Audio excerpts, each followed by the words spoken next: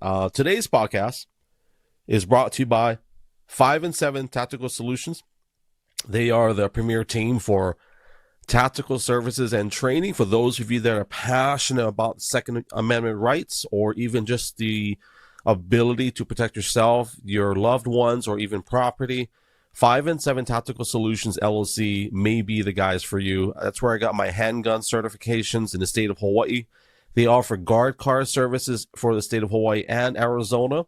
If you're a law enforcement officer and you need to get recertified to work at whatever employer that you have, or if you are a special forces guy and you just came back home and you just want a group of guys to train with, they are definitely the premier team with over 20 years of experience in law enforcement. And I will tell you this, they've been on the news, and you see my podcast. We talked about the founder of 5 and 7 with his daughter almost getting kidnapped at Costco.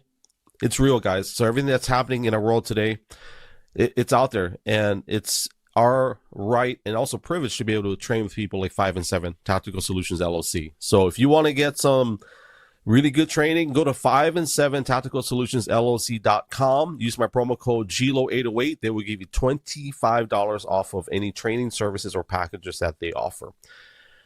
All right, here we go. Here's what I'll say. Today we're going to talk about marriage. This is an ongoing series that we have, and just something we're very passionate about.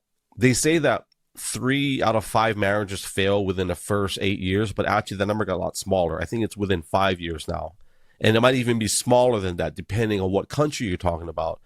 So in the United States, it's probably one of the worst in the world, and just in terms of endurance or longevity of what a marriage is, or what it actually should look like. And today we're going to talk about that. We've done 4 of these already. This is part 5. And my beautiful wife, Emily, will join us here in studio in about 49 seconds. Once again, thank you for joining us. We're going to play our intro video. You're watching Glow Sessions Podcast. This is Fight for Your Marriage series, part 5. We'll be back in 49 seconds.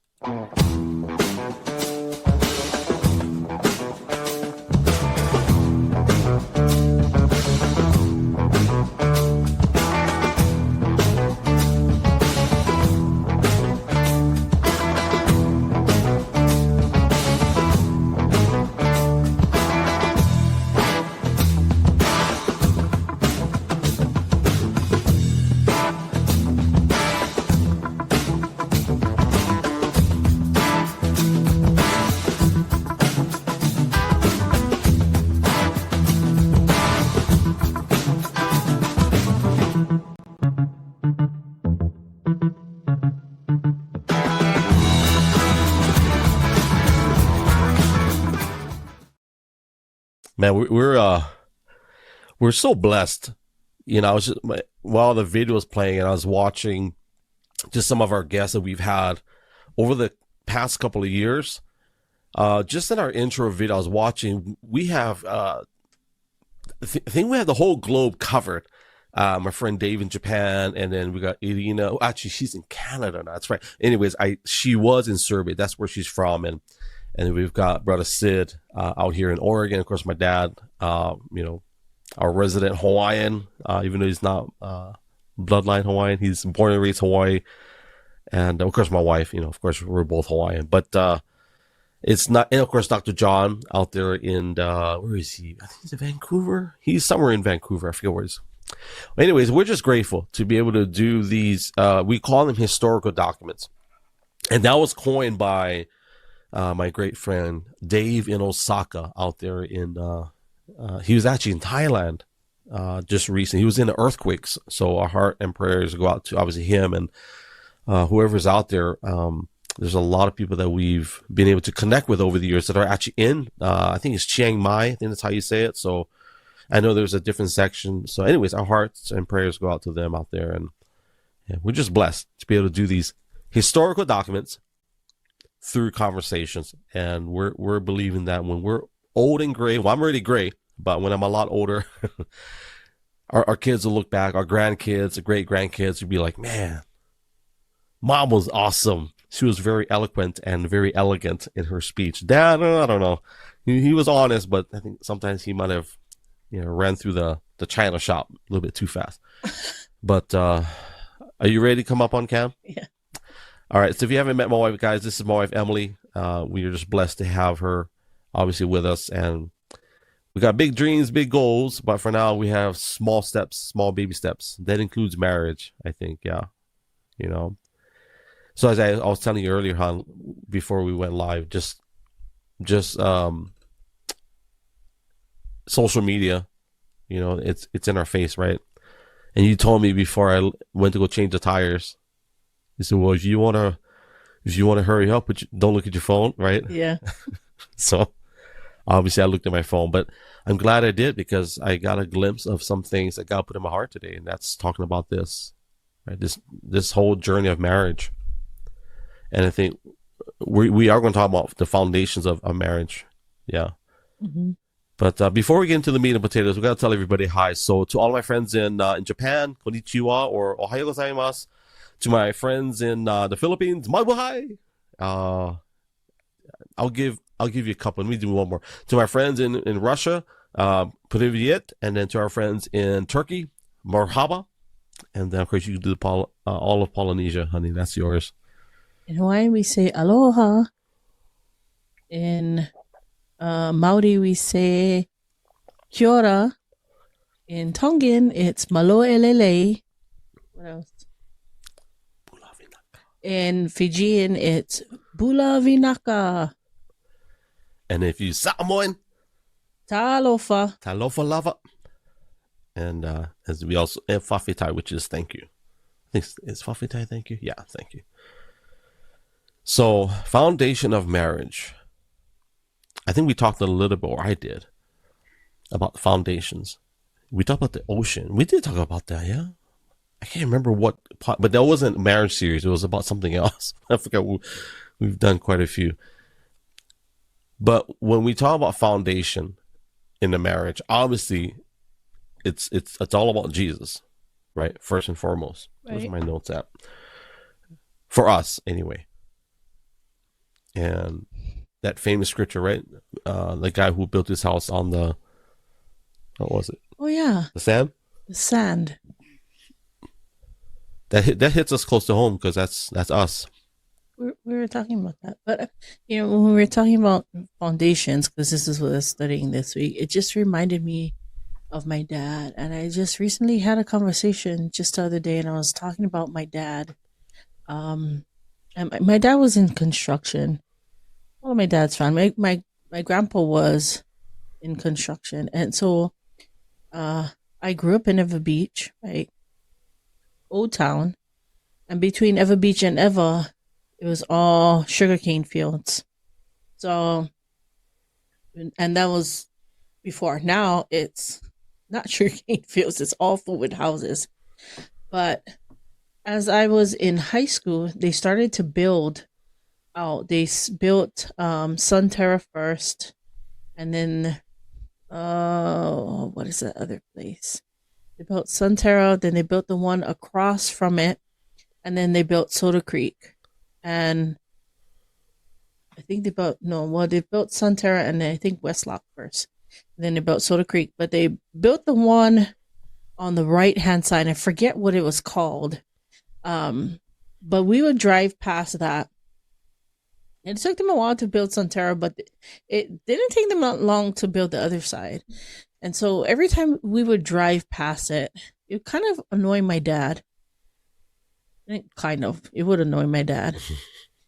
And my mom was talking about, maybe we should, look into buying the place over there because, the houses up there were cheap or whatever. And my dad said no.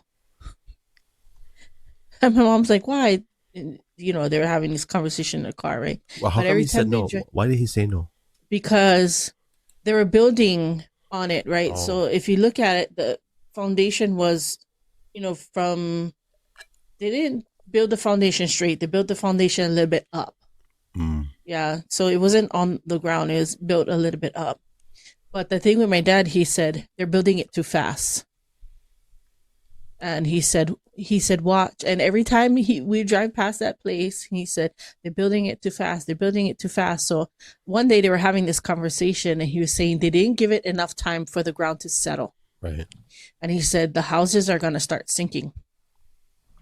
And sure enough, the houses used to be on top where you could see, where you could see out.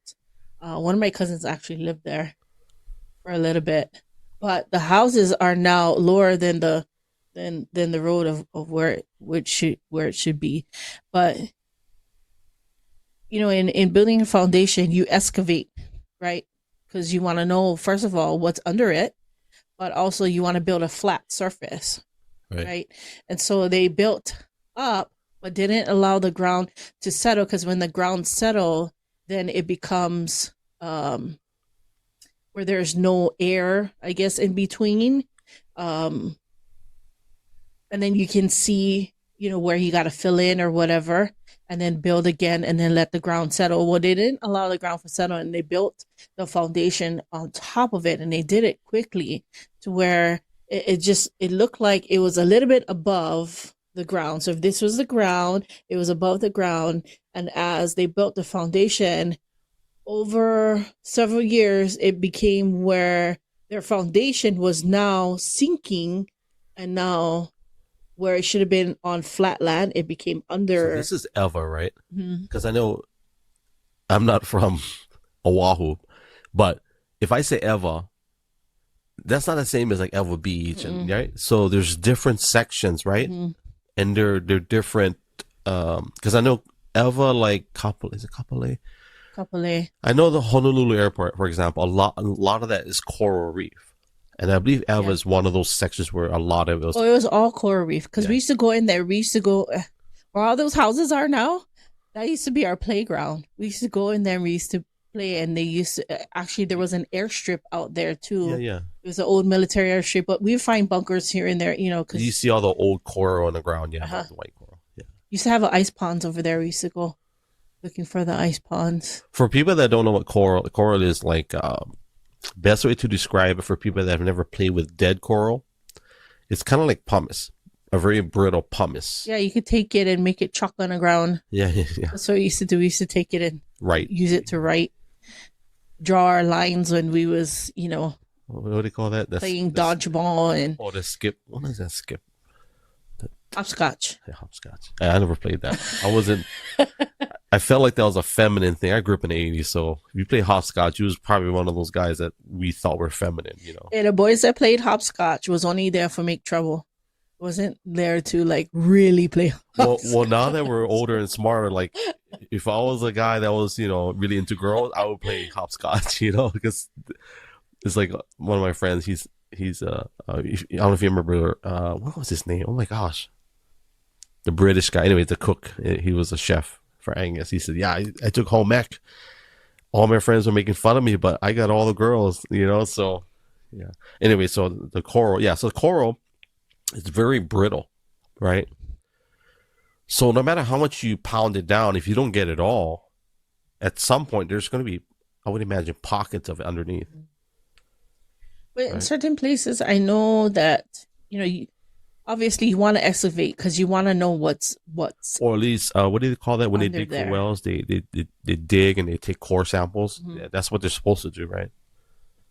Because you want to make sure that the foundation that you're building is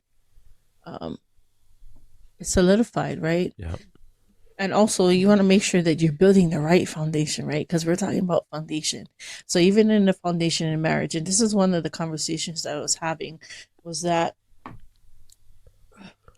when you come into a marriage, you got my side and then you got your side, right? Yeah. My purview, your purview, right? What I think a marriage should look like, what marriage actually looked like for my parents, and the same for you, right? So when we come into our marriage, we're already carrying something. And if our marriage is not built on Christ, then it's a different perspective altogether. Like, so for us, our marriages are really built on Christ because of the way, I think you was having, I think your last podcast that you did, you kind of talked about how I didn't want a relationship when I came into a relationship with you, and the same for you when we got together. And I think both of us, as we were in the relationship, we were still cautious at the same time and still getting to know each other, which was very different for me because Well, tell everybody what we both said to God. I don't know. I don't want a relationship, Lord. It's just you. Just you, Lord. I'm done. I'm done with stupidity. I'm done with Here, toxicity. I'll be honest with you. I said that, and I really believed and I wanted that. But I know deep down inside, I didn't want to be lonely. But I still wanted to be married. Yeah. I just wasn't in that place where because it's hard. That time of her life was hard. In two different sides of the coin. I was the one probably delivering whatever it was. And to all the ladies that, you know, if they see this, I'm like, I don't have to say it, but well, maybe I don't know if I should, but I don't know. It's weird. I'll just say this. If I hurt anybody, female or male, guys or girls, I just want to say I'm sorry publicly. I was just a young boy, you know. It's like, it wasn't my intention. But to the men, man, don't be so selfish, right? To where you just want to experience relationships without really having a clear plan or a vision of what God designed for you. Because even though I was quote unquote Christian, like, I could have done with a lot of those relationships that I thought mattered. I'm not saying I ruined anybody's life. I don't know, but it's possible, right? It's potentially you can ruin somebody's life by not being serious enough to say, God, I want the best of what you got. You know, whatever it is you have from the Lord, I just trust you. If we don't lead in with that, I don't know. I think that's a very. I think I've always had intentions. Even at a young age, I always said to myself that if I ever got married, he would look like me. Would be one Chinese guy. No, I'm just kidding. Hawaiian, sexy Hawaiian Chinese Filipino, with a deep voice. I did have intentions, and my intentions was I had a standard of what I wanted my marriage to look like. And one of the things that I did know 100% is I didn't want to do toxic. I didn't want the yelling, the screaming, the, you know, things that I would see all the time. So I would frame things in that manner, right? Of I wanted honor and respect at the same time, right? If you're not going to honor me, then why are we even together? You know, it's like I had this standard of what care should actually look like, so I didn't have to be in this place of self-preservation. Like, I shouldn't have to be in a relationship where I want to get married and then get married, and I shouldn't have to live in a space where, oh, now self-preservation, now I got to put up all these walls to make sure that I'm not getting hurt, to make sure that I don't have to fight you off. You know what I mean? Like, I just knew that even I just knew one thing that I did know is that I wasn't going to marry somebody from the place that I came from. Good thing I'm from the big island. The number one island. Get the volcano happening. Right now. And nothing to speak against, you know, anybody that comes from Ever Beach. It's just that I wanted something different, like something more, something different than a local mentality. As far as how I saw culture, the way culture was back then, even in, you know. Speaking of culture, I agree. Like, I don't think I could ever. I thank God that I didn't marry anybody from KL. I'm not saying KL is a bad place, but I kind of agree with that. But talking about culture, I remember when I came back, and I told you this before, but you know, when I came back, I remember the first week that I came back, and I'm going to shout out Pastor Chris Ewan, my family, so I'm going to give him some credit for this story. But I remember driving him around Kailua. And I remember in Kailua, I don't know what, I think at that time, Chris was operating out of the Jeffrey Kealoha Kailua days. So, but I remember driving on the bridge, going over to Oniava. And Chris, when, in Hawaii, for people that don't know, in Hawaii, when we do this, that means you acknowledge back. That's our What's up? What's up? Yeah. So the guy didn't, right? So, and you know the story, but the guy didn't. And then Chris is like, "What, bro? Like scrap." He rolled on his window. He like, "Turn the car around." I said, "No, not turning. What are you talking about? Not turning the car around. I'm not gonna." And I was very confused because where I just came from in the South, where we live, was a black and a white neighborhood. Like, you just didn't do that kind of stuff. You didn't like stick your head out the window and tell somebody, let's scrap right now. And then to make it worse, I'm thinking, wait, what are we going to fight about? what are we going to fight about? Because you never tell me hi. Because you never tell you hi. I'm like, I was so confused. That's... But the culture of it all, I had to get back into that, right? And it's kind of like in the Bible where it says that Jesus, right? He wasn't welcome in his own hometown. Mm. I'm not saying that's our application for marriage, but it might be. He might not be welcome in your own hometown. I just feel like I just didn't want to marry somebody from my own hometown. I just feel like that. Like I didn't want to. I don't know why. I just didn't. Even the local mentality. It cracked me up because one day I was watching this video and I called my sister and I told her, "Go watch this video. I like you see him." And it would crack me up because this guy was running away from the cops. He got out of his car. He was in Waimanalo. Is that the one with the slip barefoot? Yeah, with the slipper. Yeah. And it cracked me up because he put his slippers on his fingers and he started to run with the slippers. And I was laughing. I was like, oh, that's the kind of stuff that we used to do as a kid. But I feel like, if I married somebody from my hometown, I don't think my mentality would have, I don't say would have gotten better or would have shifted into where I feel like God has purposed me to believe, because I was so comfortable in that place, right? Mm-hmm. Comfortable where I was at. Like, we all knew each other. We all grew up together. Yeah. Right. And it was a small town. So you got everybody knows everybody. I guess it would be weird to marry somebody and everybody knows that person, and be like, it's not weird, because I mean, it would be weird if, like, my neighbor that I grew up with, like, his sister went fool around with my husband, and then it would be then scrapping, and then it would be like a whole big family thing because everybody knows everybody, right? But I don't know, it was just, I feel like it was that way for me. But I feel like if we did not move out of Ever Beach, things wouldn't have changed for us as well. We would have been so comfortable where we were at that, I don't know, I think it would have taken longer for some things to happen. But like I said, if I didn't move out of Ever Beach, I would have not known you, because now where we grew up, right, everything is all on the west side. So what is the point of me going to one beach on the east side? On the east side, unless you like scrap. Right, exactly. Unless you can scrap.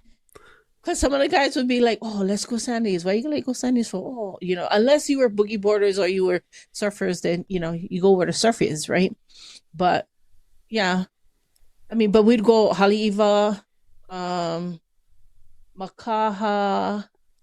I feel like the north and the west side tend to kind of stick together somewhat, but anytime they come to the east side, I don't know. I think it's the east side because there's that haole element to it. I think local people rather stick to local people and townies, and not deal with some of those things.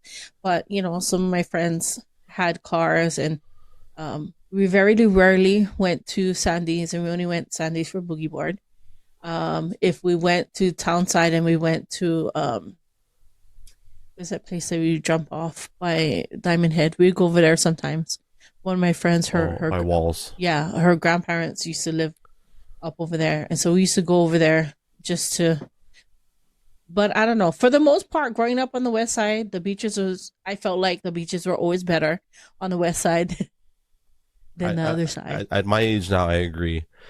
So to put this foundation element, this is what looking back 20 years or 25 years now, I can kind of see where, how shall I put this?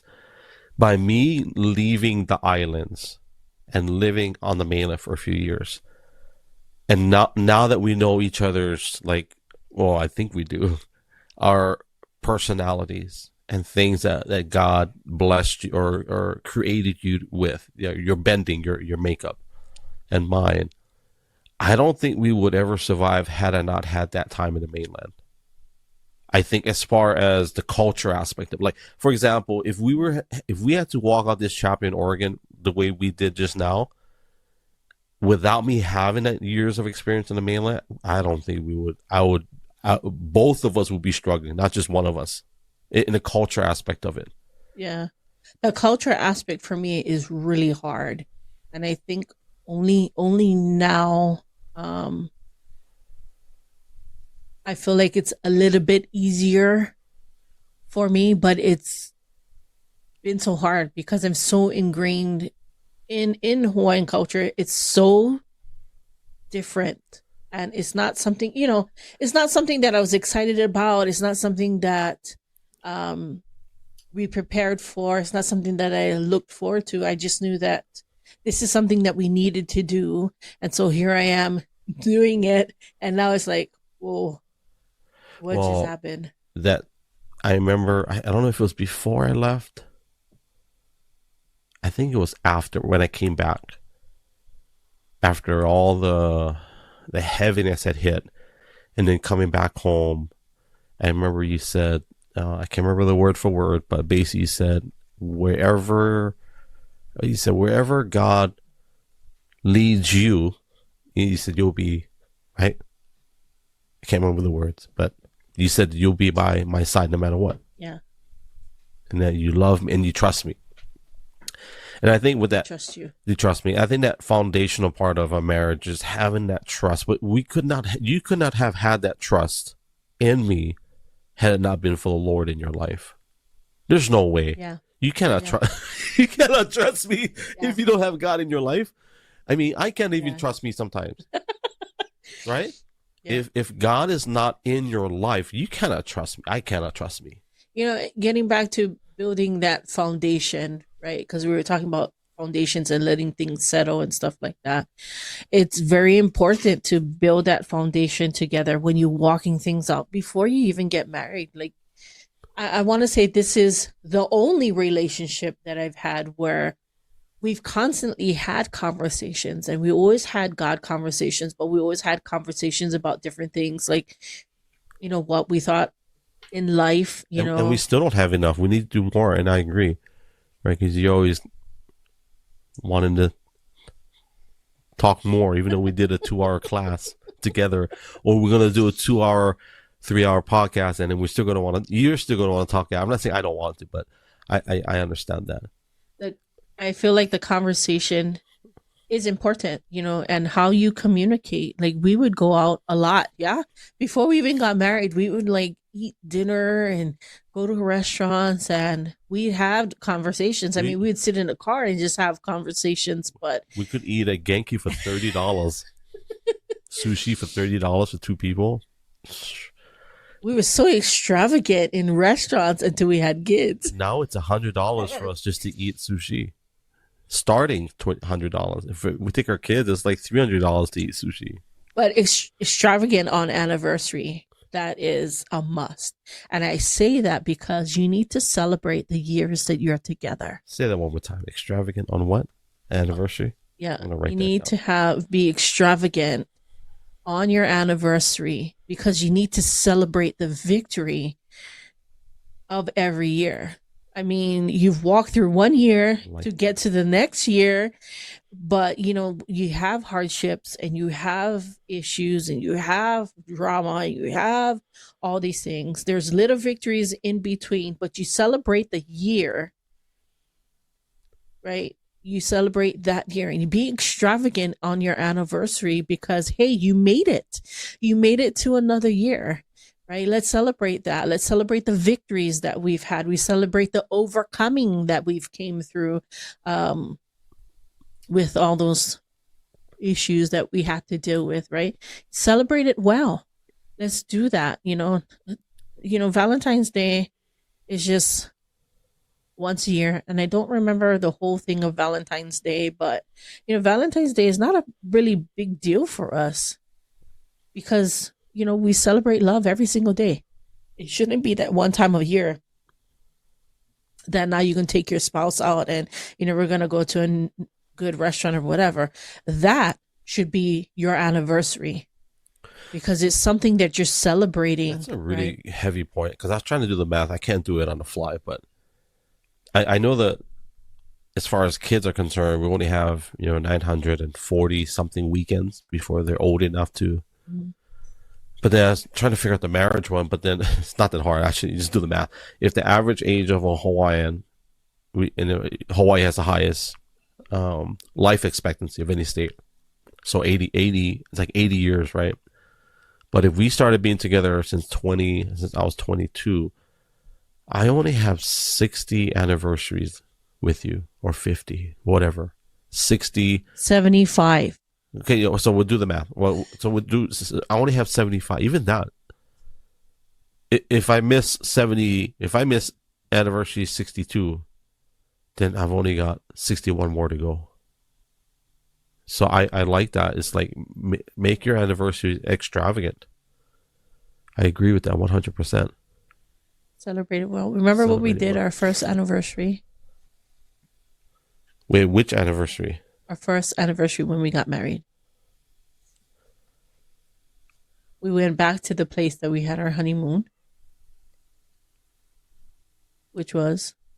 Okay, wait. I know the hotel, but is it a restaurant at the hotel? No, we just went the hotel. There. Yeah, Turtle Bay. Yeah, Turtle Bay. Okay. We celebrated, but I just want to make sure I have to remember the restaurant because the restaurants come and go. We didn't even go to the restaurant. We got kahuku shrimp. Oh yeah. Okay. Remember, it's not even about going to a restaurant. It's about the extravagant food that we spent money on, which was really good food. But that first year, I remember, I forget, you were taking pictures and stuff, and I bought a lens and and the flash thingy. 480EX, which was Canon. It was a Canon flash. It was a 480EX, I think it's called, and then the 52 by 135 lens. And to me, that was a $500 lens you got. Yeah, it was expensive, but we celebrated 1 year. And we took a lot of good photos with that camera and the lens. Be extravagant to celebrate. I think we still have that lens. I think Dad has that lens. I think Dad had. Yeah. I didn't get rid of it. No, I know what we gave it. I think Dad still has it. Oh. Interesting, yeah. Celebrate your anniversaries extravagantly. I'm gonna post that on social media. But build that foundation, so that there's something that you always can fall back on. Communication is a huge, huge thing, right? Especially in a relationship. Prior to you getting married and when you get married. The thing about marriage is, although we don't think about it spiritually, it is a spiritual thing. When you get married, the lenses come off, or I should say, there's this film that has been over our eyes. Now the film comes off, and now you see the raw part of your spouse. All the flaws, the hair, the weird hair that stick up. right? All the issues, the attitude, the little quirky attitudes here and there. you see the defensiveness, you see all these other So things. And if you don't communicate well before you even get married, that's an issue. so this is important, communication, right? We always talk about, well, this is something I wrote it down. Who decides what type of communication? If we base it on love languages. Both. Yeah. It can't be one-sided. Because there are some things like, I don't want to know, I know we're joking, I'm joking, but if you come back with a whole bunch of shopping bags and I'm like, how much was everything? And we can correct me after this, but you would say often, oh, it was on sale. It was like 25% off. So it was only, and you would say it was this, and it was like, $20. I said, I look at everything. Wait a minute. How much was everything? And then you itemize. Yeah, because I wanted to tell you how much everything was, and I wanted you to see everything before I tell you how much everything was. My mind is already at the finish line. I like hurry up. I like see what the trophy looks like. How much was the trophy? I don't want to know all the. So there's some things I don't want in details, right? In the area of talking or I just want to know, and for me that's probably selfish, because if you are wanting to show me those things in the area of communication, I should be okay or unselfish enough to say, okay, it's the classic example was putting my cell phone down, right? And just listening. Well, because what it does is showing that you care about the other person, right? Well, that you what care is your name? about what they care about. Well, and what does your name mean? Emily. What is the Latin Western definition of your name?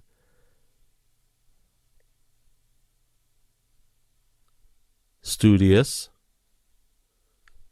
We talked about this before. It's not the first time. I know, but I forgot. But what my name means. Okay, so tell me what your name means. You have to know that I know you know.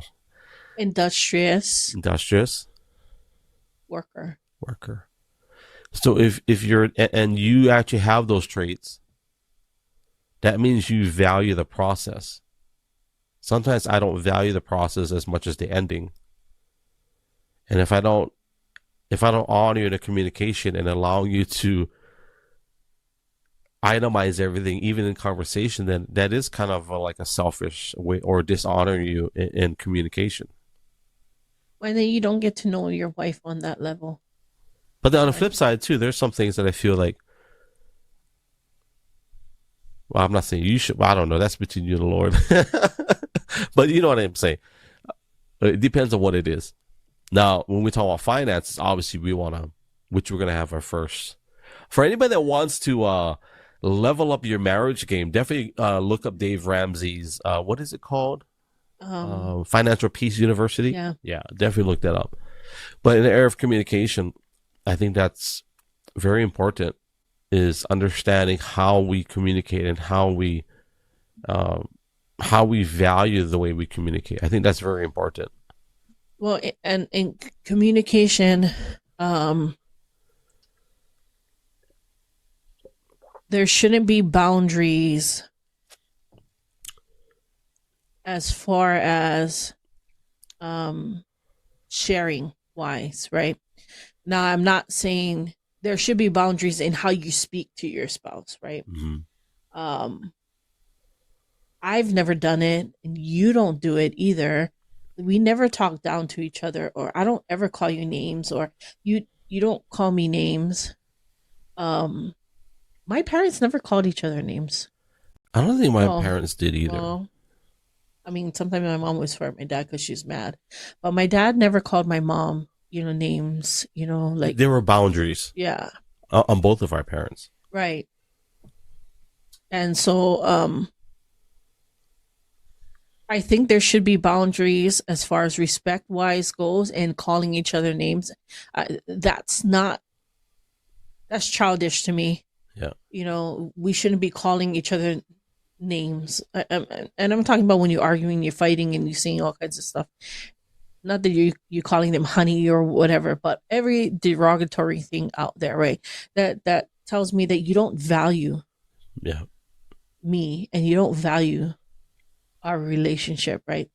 And even if you do, but you have a hard time with the way that you speak, then you need to change the way that you speak. If that's the foundation that was built in you because of the things that you saw, the things that you went through, the things, however marriage was for you, I mean, for your parents or your grandparents or however it went, right? My dad was married to, not my dad, my nana was married to my grandpa, but they got a divorce, right? Um, so my dad didn't come from that. I did come from two-parent home, right? Yeah.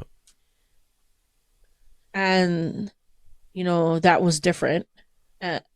How they raised, how your parents were raised and how they raise you, that plays a part in it too. And if you're a believer, you are asking the Lord to help you build a solid foundation, right? That's right. Like, take out all these things that what I wanted for my marriage, what I wanted for us was I didn't want to have to argue with somebody all the time. I wanted a place to be able to communicate and communicate well. And I should be able to say how I feel and you not get so butt hurt, if I could say it that way, So about what I'm sharing. Not because this is how I feel about you, but sometimes it's stuff that I gotta work through. So the difference between like my parents and your parents in the area of arguing, did your parents argue a lot out in the open? Yeah.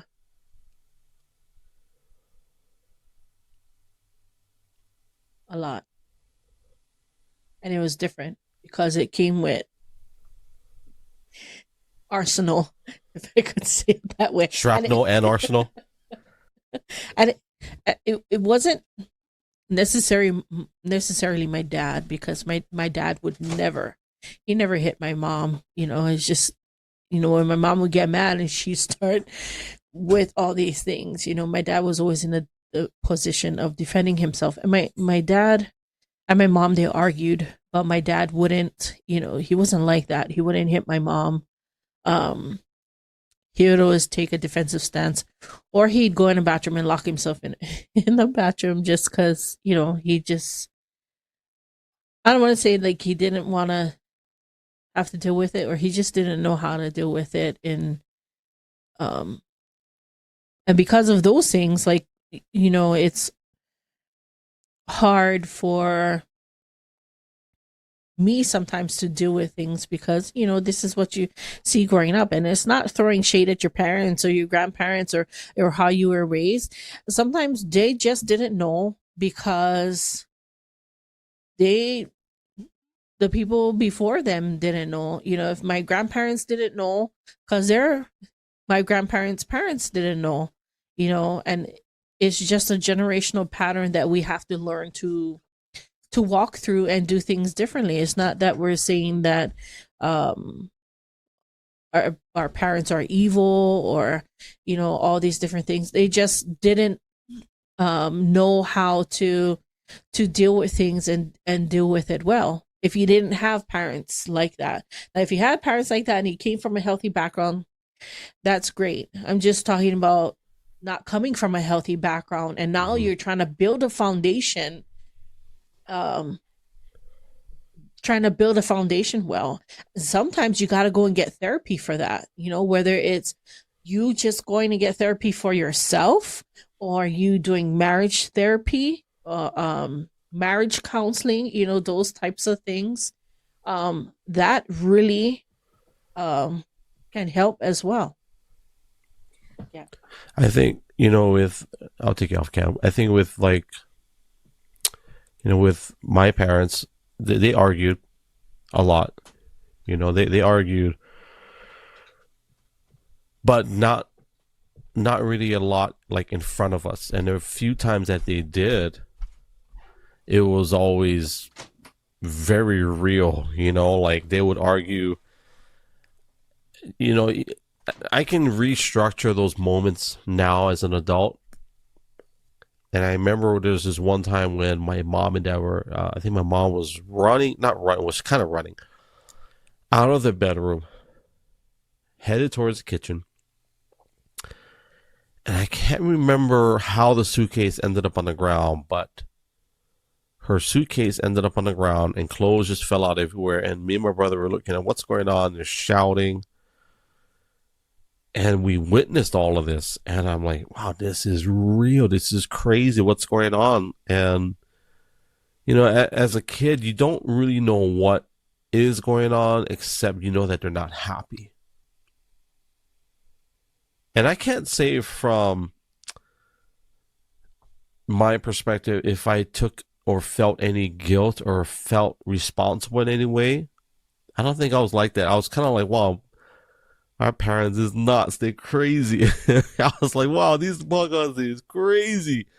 They fighting out in the hallway, and I'm like, and so what, when we got married, that was one thing I was very, very clear about and adamant. Like, I did not want our kids to see like us fighting, right? I didn't want them to think that, I don't want them to feel any of that stress that I remember carrying as a kid. But see, I never really took responsibility or felt like I was called. It was just stress. It was like, and then I go back and play my video games. And back then we had the Atari, Atari 2600, showing off my age there. But, I think with what our parents had shown to the both of us, that obviously poured into these buckets of what do they call that? Like the cement mix. And I used to work at Paul Mitchell. I've had my fair share of, mixing the concrete and mixing the foundation material, and sometimes it's hard. I remember I had to hold this gun. It's like a high torque, like drill gun of sorts, but it had this huge paddle at the end, and so you gotta step on the bucket. You pour the mix in, and you pour the water, and you gotta mix it. You gotta hold this in. This thing is, if you don't hold it good enough, it's gonna come back around. It's gonna hit you, and it's not crazy. Some of them are really high power, but I remember having to mix the concrete, and just having to hold it in such a way that when it was finally mixed, I'm like, okay, that's my mix. I made that. So, and another way of mixing of the concrete, there was a wheelbarrow method where you put everything in a wheelbarrow and you just kind of, it's a different type of mixture, right? Different type of concrete, or how should I put it? A different type of set. I think they call it set. So meaning like there's some concrete that you mix, it hardens quicker than others. And now here's what I'll say to anybody that's in a relationship, or if you're in marriage, because today obviously we're talking about, fight for your marriage. And I'm going to give a real quick shout out. I don't normally do this on a podcast, but to Nicole, a very good friend of ours. She's headed to our homeland in Hawaii. I'm not sure what island she's going to, but we wish you well, safety as well. So, but in the era of the foundation, for anybody that's if you're in a relationship right now, or you're married, and you're trying to figure out how can I best serve my spouse, here's what I'll tell you. It's all in a mix, right? It's all in what you mix and how you cultivate that initial setting of if you will. When I was a kid, my dad bought this tetherball. So when I was, I forget how old I was. My dad bought this metal pole. We put it in our yard, and we dug a hole. And I remember he mixed his concrete. He put the pole in. He poured the concrete in. And I was so excited. I wanted to play this tetherball. And my dad was like, "You gotta wait. You gotta wait." So I'm like, "Well, how long we gotta wait?" I swear I felt like we had to wait like a week. I don't think it was a week, but at least a couple of days. Um, and so, but I remember what was in the concrete. There was like this gray mixture with cement. You remember tetherball? Yeah. You guys, so we had a tetherball. We had a tetherball. What do you call that? The pole in our yard, our front yard. And so Dad put it in the. And so I'm sitting there having to wait for that concrete to set. And then even then, you really shouldn't shake it because it's still, even though it's hard enough to withstand without the braces, without the whatever forms that you have, you still shouldn't. You should let it set a little bit longer. That's why a week. I just remember being so impatient. I just wanted to get on the thing and play. Finally, my dad kind of caved in. I think after the 5th day or so, we put the rope and the ball, and we started playing with it. But in the area of marriage, first part is if your foundation, if the setting is not correct, if your ingredients are not correct, sometimes we opt in for the quick fix, or sometimes we see something happening and we're like, it'll be okay. And then it sets, and then it sits in there, and then it hardens. Yeah. And it gets harder, Yeah, I think like behaviors. I think sometimes too that you don't notice the behavior until you're in it, and that's why it's so important to communicate, because you got to build the trust there, right? Yeah. You have to build the trust so that you can become vulnerable, and it's not hard for a woman to become vulnerable because we're more emotionally equipped, right? I feel like women don't become vulnerable if they're hardened, or there's a lot of things that had happened prior to being in this relationship that now you're married to the person that's in front of you, and it's hard to be vulnerable because of those things, right? You have all these walls that are up because either, whatever the case may be, some sort of abuse, whether it's emotionally, physically, mentally, however, toxic relationships have happened in your life, whether you were in a former toxic relationship or the relationships around you were just toxic, and this is now your family DNA, and it's not a normal one for you, right? That's, you only know toxicity because that was the normalcy in your life, and now you're in a relationship where that's not your life, and now you have to work through some of those things, and communicating, having patience, and allowing that person to, open up and, be that sounding board, or be the person that they could trust. I want to say for me, trust was a issue for me, and it's not that I couldn't trust you. Like, I knew that I could trust you, but because of the toxicity that was in my background, it was hard for me to 100% trust you. And it was so strange because it wasn't that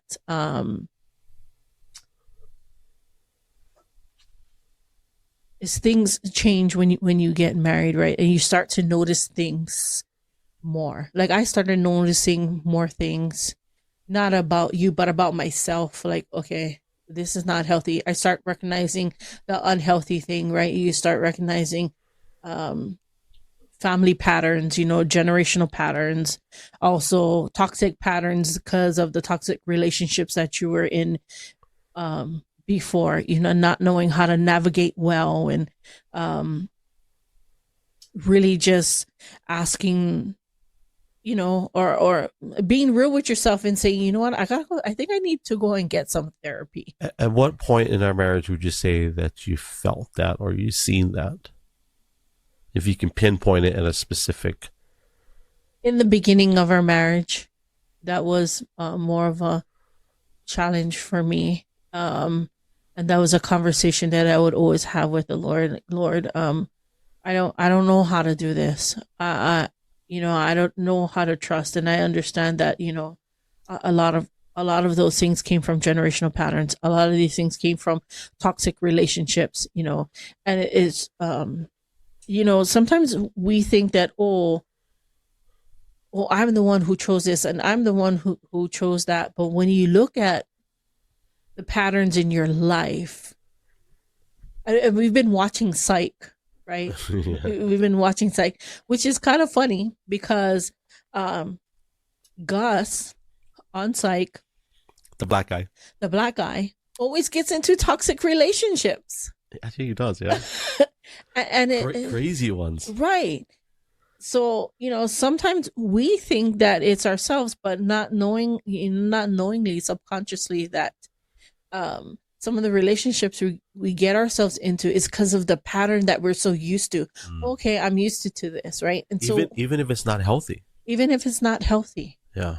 Yeah. And so with my relationship with you, very different, because number one, I didn't want to have a relationship. Number two, when the Lord said, this is the one, I was like, yeah, nah, No. I don't think so. This is not it. And, the interaction wise, when I started coming to your house and just eating dinner or eating with your family, it was very different because I wasn't used to the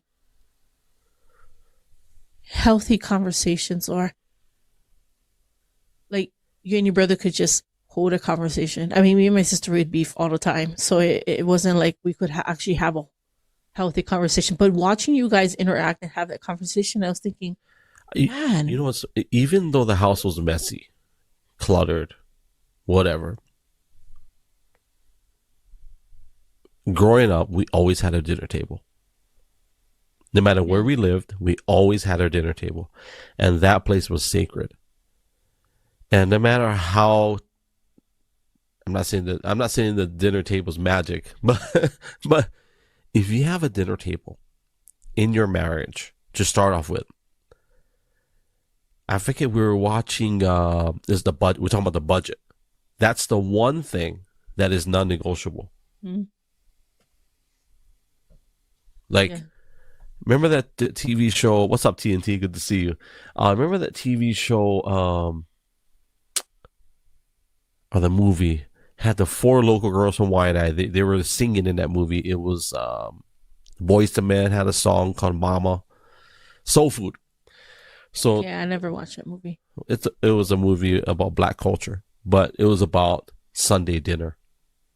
But it really emphasized that, no, this is where we sit. This is where we eat. I don't care what you got going on.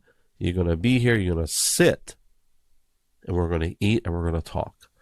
I don't know we had a dinner table. And I remember when we were little, when I was little, and say we were little because the age gap between us is different. So when I was little, we did sit at the dinner table. But I think as I started to get older, because I'm the youngest, right? So my brother's like 6-7 years older than me, right? And then I have my other brothers and sister that are way older than me. But, we were the 3 youngest that was in the house. But when I guess when I became that age where they could kind of watch me, then we wouldn't sit at the table. We would sit in the living room and watch TV. I think that when you first met my family, that was one of the things. I think that's crazy. I'm at this age now and analyzing it. The dinner table was the one thing that brought us together, no matter what.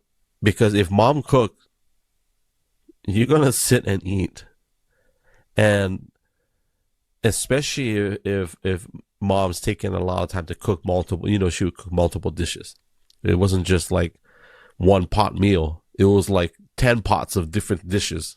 And the TV went off. Yeah. And we sat and especially if you came over, yeah, we would make sure, hey, let's. It's different now, right, in culture where people don't have that. It's like, and even though here we eat together every day, we have at least one meal a day together, always. So. And we always sit and have a conversation. And our kids love that. So like our initial part of our relationship was centered around conversation, Mm-hmm. you know. And good to see you, brother Sev. Aloha, Sev. Good to see you, Sev. So good to see you, brother, and wish you well. You and your Ohana out there in California. So what do you do if your foundation wasn't set? Because now you're in this, and now you're starting to recognize, and now you wanting to build a solid foundation. What would be something that you would say to those people who are now just learning to build a healthy foundation? Well, if I can say it that way. I'll read it. So I wrote it down in my notes. I want to make sure I read it. I want to read it verbatim in a version.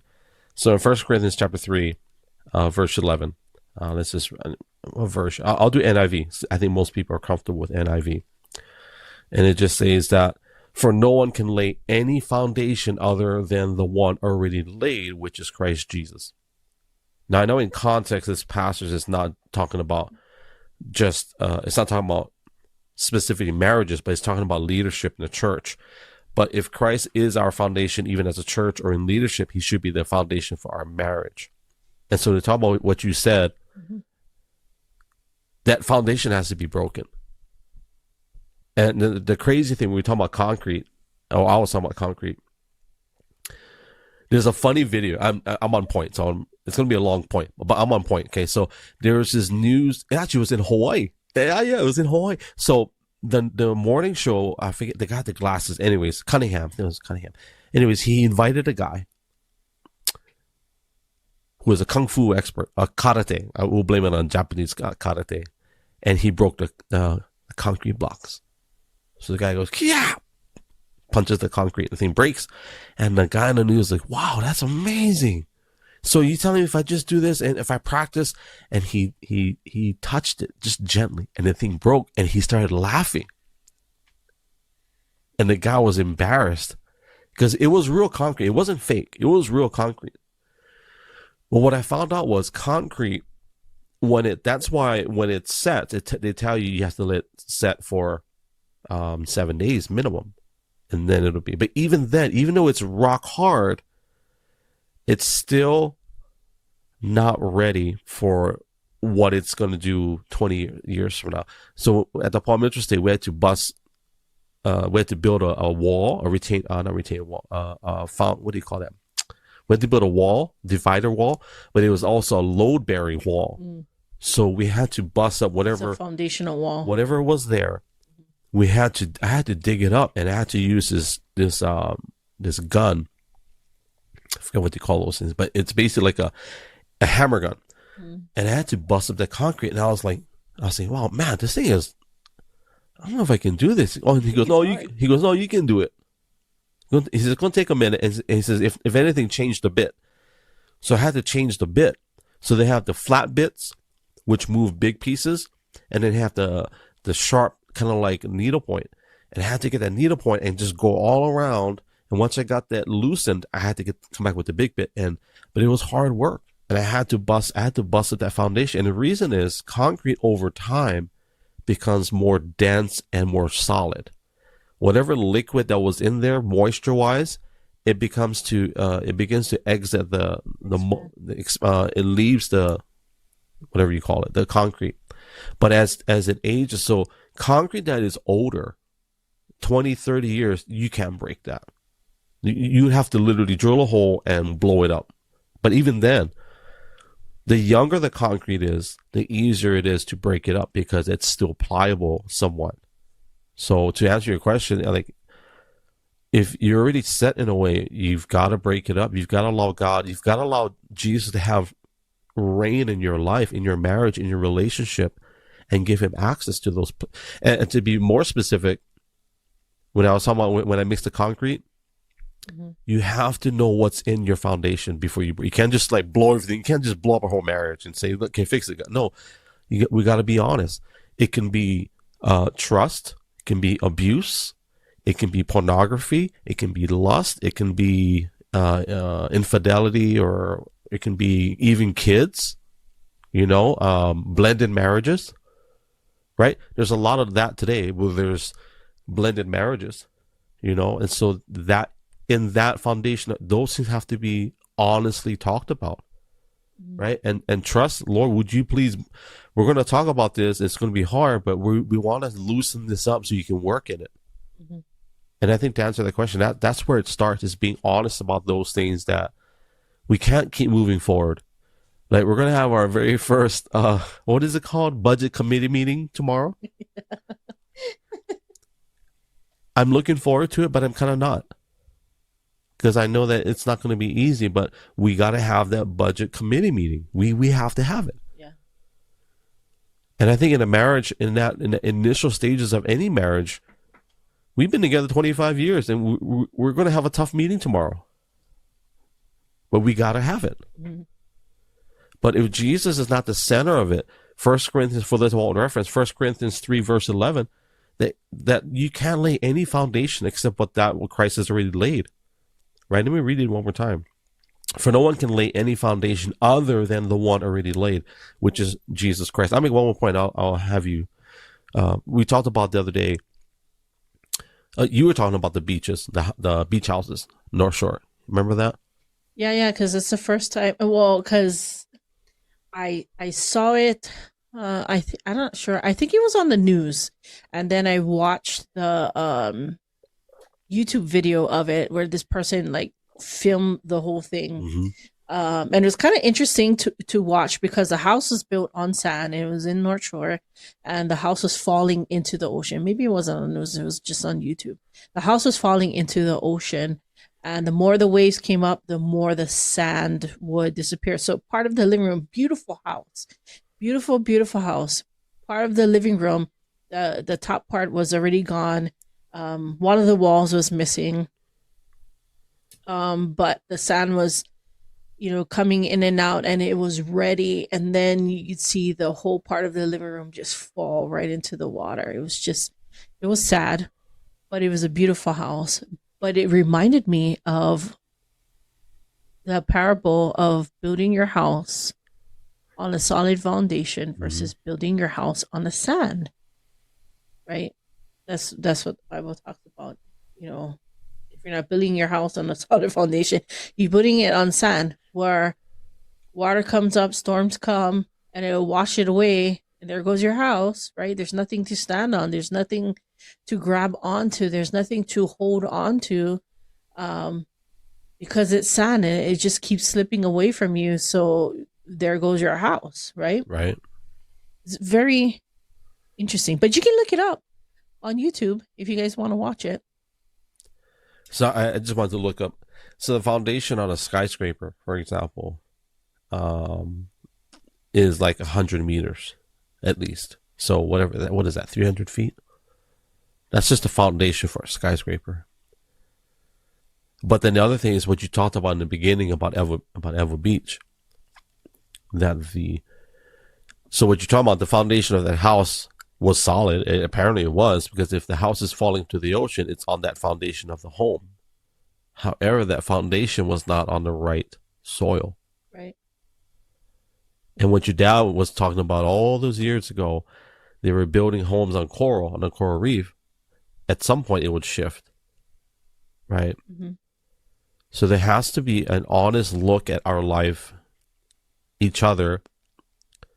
What areas in my life have I not fully submitted to the Lord? Right? Did I submit everything? Because if not, that's going to be a point where it's going to sink. It can be I wake up with an attitude. I can be short and snappy. You can tell when I'm not into my word. Mm-hmm. Right? You can tell. And I think any man of God, if you are short and you just don't have patience, I can almost pinpoint. I'm pretty sure that they're not getting to the word. They're not praying or spending time with the Lord. And it's very important. I was studying this out the other day, and, I just was asking the Lord, hey, what do you want me to, kind of study on? And I heard foundation. I was like, okay, well, that's interesting. And so I was searching through scripture, and one of the scripture that I was reading through, and it says, it was Psalm 11, and it started at verse 3, and it says, when the foundations are being destroyed, what can the righteous do? And so I just sat there and I thought about it, and I kept thinking about it and thinking about it. I was like, what does that even mean? When the foundations are being destroyed, what can the righteous do? And then it just made me think of building foundations that we already have. And here's the Lord coming to destroy the foundations that we have. What can the righteous do? Right. And so a lot of times when we go through trials and we have problems and we have issues, we always look at things from a different lens. We always see things in the negative light versus, is the Lord destroying the foundations I have built? Mm. Or is the Lord destroying foundations that I've known? Like you talked about having solid concrete foundations that have been built up over 20 years. Well, I've been walking 20 years watching my parents have in their marriage. Right? Mm-hmm. And here I am now breaking some of the traditions and patterns and, maybe toxic ways of doing things. And here's the Lord coming in to destroy the foundation, to rebuild the foundation, because I'm asking the Lord to help me through some of these things. And in the help is destroying the foundation that was built on faulty ground, right? On faulty ways of doing things, not built on Christ, right? But here he is now breaking the foundation so I can build it on Christ, right? Right. So in verse 4, it says, the Lord is in his holy temple. The Lord is on his heavenly throne. He observes the sons of men. His eyes examine them. I was like, okay. Well, you've been examining my life and you've been looking at me and watching some of the things that either it's a generational pattern that I built up. And I'm going to talk about one of these things, right? So in verse 5, it says, the Lord examines the righteous, but the wicked and those who love violence, his soul hates. So let's talk about the Lord examining the righteous, right? So sometimes it takes long to break up a foundation that has been there for so long, right? Because either it's a mindset that I've had, or a perception that I've had since I was a child that I didn't think it was important to move past or move on or walk out. So one of the things for me growing up, one of the things was always finances. It was something that my parents always talked about, argued about. Sometimes I would become the focal point of the financial issue because I was sickly, and I've always, I know you always make fun, but I've been sick as a kid, and doctor bills would always add up because I literally spent half of my life as a child in the hospital. Sometimes 2 weeks, sometimes 1 month. It just depended on what had happened at that time. And so sometimes the medical bills would pay, not pay, but the medical bills would pile up, and then, arguments and this and that. And then my sister would say stuff to me like, you see, you're the reason why they're fighting because of medical and this and that. But I understand that my sister was just as young as me, but Somewhat Dion, yeah. yeah, I mean, she's older than me, but it would make me feel bad. Hmm.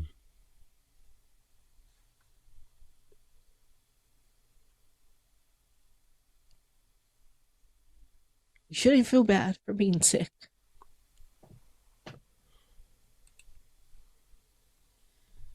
But those issues, I feel like, had taken me to a place where I think now that we're coming into a place of dealing with things that I couldn't deal with before because I didn't want it um,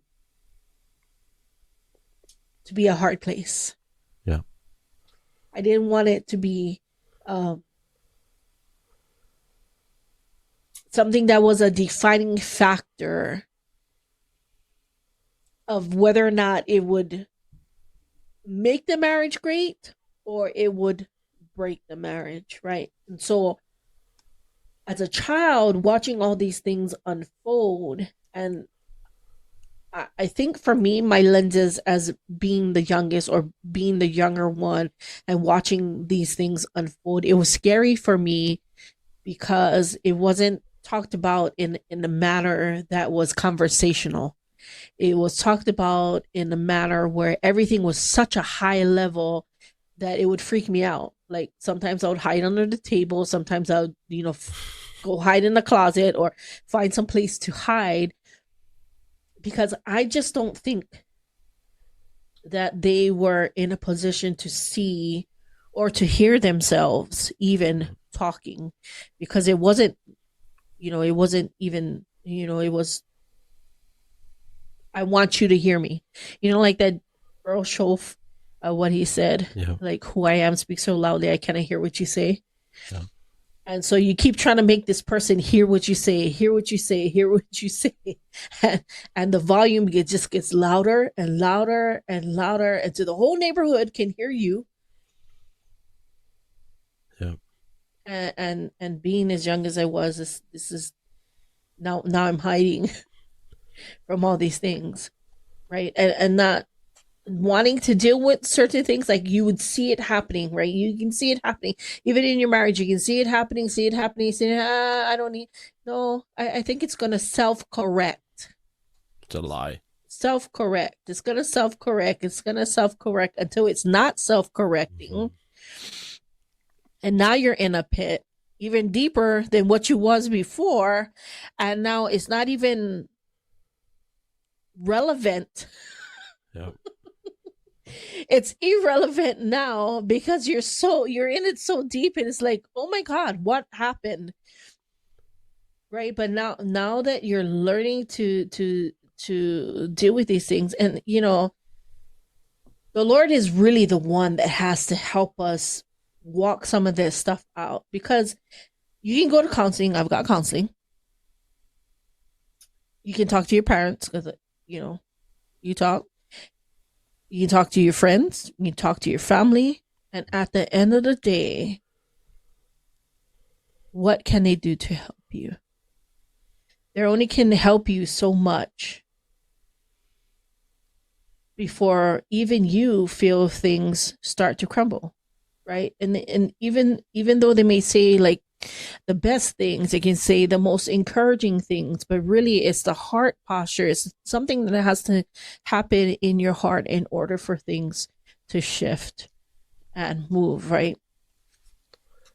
I like that heart posture. That's a good soundbite right there. Heart. I was looking up the Boston Red Sox. I think, yeah. There was a construction worker who had he put a jersey in. I forget who it was. Let me look it up. I don't want to butcher the story. So a Boston Red Sox fan, Gino, he was a construction worker. He buried a jersey of the New York Yankees in the foundation when they built the new facility. His thinking was, people thought it was funny, right? But really what he was doing is he was, quote unquote, trying to jinx the Boston Red Sox by having a New York Yankees jersey in the foundation. How appropriate is that example when it comes to us, that sometimes the enemy or even us will put something in the foundation of our life or in our marriage, and we'll let it sit there. And like you said, we'll talk about it tomorrow, or I'll just let it go for now. Right? It'll heal itself, it'll solve itself. That is one of the biggest lies of the enemy. He doesn't have to have it be up in front and nasty and dirty and stinky, and it can just be just something so subtle. And you're like, you know what? Okay, I'll address it tomorrow. And you think if you don't argue, one of the things that we talk about is when we argue, when you and I argue. I'm not saying this is you, but there are some people that if I don't get engaged, it's not going to be as volatile or hard. I'll just let him go, or and just, you know what, I don't want to get involved. It's just too much stress. But not engaging in that also, that doesn't solve it, right? So when in area talking about foundational elements in our marriage, there are things that we both know that need to be addressed, talked about, and prayed over, and deliverance in some cases. Right? I'm not saying us, but I'm just saying, like, there are some things that, there are some things we got to pray over, right? And say, Lord, would you deliver us from this? Because this is how we were raised, but we're not blaming mom and dad, but this is how we started our marriage. Right. And for anybody that's struggling with, maybe you didn't start off right? Like maybe you've got that jersey in your foundation, right? To encourage the listener or the viewer, man, it's God's grace is so much greater than our biggest faults or sins. Right. Right. There's nothing that we could do that could separate us, obviously, from His love, and there's no mountain high enough. There's no valley deep. There's nothing wide enough that will separate us from Him, if we allow Him to have access to our hearts, but also those ugly parts of our hearts and our marriages, right?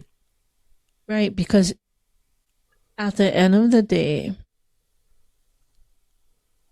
if you are a believer of Jesus Christ and you know that Jesus died for your sin, why wouldn't you?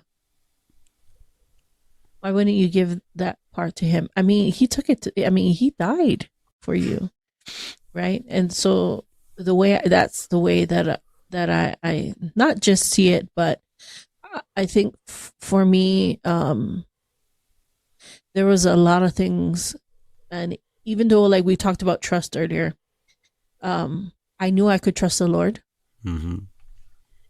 and above all things, above everything else, I knew that that I could trust Him because He brought me out of hell. I could say it that way. My life was not in a great place. I was actually in a pit. And really, when God took my life and changed it, I knew that I could trust Him with everything. And that was very different than trusting you, right? And the Lord had to teach me how to trust in the physical realm. I could trust Him in the spiritual realm because, He's God. He may not be physically seen here, but I can physically feel Him in my heart. And I know that it's Him. That's a big difference, right? And so me being able to lay a lot of things down before Him, it helped me to see things differently, where I could trust, where, not just that. When I would sit down and think about it, like, you didn't give me a reason not to be able to trust you. And so there was this thing in me that was like, okay, well, He never gave me a reason to not trust Him, right? So why don't I trust you? That was another issue. It had nothing to do with me not being able to trust you, but something else that was in me that either I needed to let go of because it was a seed that was planted in me, some sort of insecurity from either a past relationship or generational patterns that has caused these issues to come up within my heart. And I got to allow the Lord to transform those things so that I can relinquish that and trust you and be vulnerable on a whole different level, knowing that what I'm sharing with you, and I think this is a big thing for marriages, is can I be vulnerable enough with you that you won't walk away? I was just going to address that because you say that like this worthy aspect of the marriage. Am I worthy enough that if he found out the real me? I'm the opposite. Like, and I'm just going back. I'm like, am I even the right one? I talked about this before. Am I even the right guy? Can I even become the right person? Not so much if I share everything. Like, can I live up to what I feel like I should be like as a husband? Like, I think one of the reasons why it took me so long to pop the question was I just, without even saying, because one of the ways I move forward is what we said. I'll look at it tomorrow. I'll do the sync tomorrow. I'll do it tomorrow. That's how I felt even in myself, right? Like at this age, I look back and I'm like, I don't think I felt like I will be good enough or the right one. I felt like I knew that this is the one, right? Like even Bryce is like, remember I tell you, Bryce was like, you idiot, you gonna mess this up, but without even talking about it or addressing it with myself, because that's how I would deal with it. Like I just didn't think that I would be capable of becoming a good husband. But that's the lies of the enemy too, because like it'd be unfair. I think I talked about this in the area of, I forget where I was, but talk about the area of cooking, right? There's this weird expectation that culture puts on wives that they have to cook as good as their husband's mom. I don't know where that came from. I don't know. I've never heard that one. No. I've never heard it either. But I'm just saying it's like a weird, unspoken expectation, kind of like. And to me, it attributes to like quote unquote mama's boys. But remember, you used to say, like, what's that one dish that you made that my mom used to always make? Was it hamburger and corn? No, what was it? Whatever. Oh, it would do corn chowder. Corn chowder. She always made it with milk, homemade, straight up, all their ingredients. She would do no canned anything except for corn. Everything else was. And so when you started to make with the cream of mushroom, I'm like, what are you doing? And I shared with a group the other day on this Spaces on Twitter, on X, was it would be unfair for me or any guy to expect their spouse to cook like their mom, first of all, and not even cook like that, but to expect them to come up with flavors that you grew up with. And the beauty of marriage in the beginning to where we are now, I love you, corn chowder. You know what I mean? It's like, I love you, corn chowder. And it's not so much that it tastes better or worse or mom's. It's not even about that. There were seasons in my life from mom until my birth until I met you and we got married. That was what it was up until that season. And then when mom passed, even before that, but we got married and you cooking for, that was our moment of setting our, and this is I'm going to connect the dots, of building a foundational life together in the relationship aspect. From that, we cook together, we eat together. This is our life, and this is how we're going to build upon that. And I think, anyways, going back to the being good enough, it's not so much that if you expose yourself, because I'm in the same, we're both in the same boat. It's just that one's in the front and one's in the back end of it, right? And at some point, we got to come together and say, you know what, we're in this together, and God has blessed us to be on this bond. I feel like this is where marriages fail, in not just lack of communication, but the ability to trust you with my vulnerability. That if I'm vulnerable before you, will you still think I'm worthy enough to be your wife? Will you still think I'm valuable enough to still be your wife?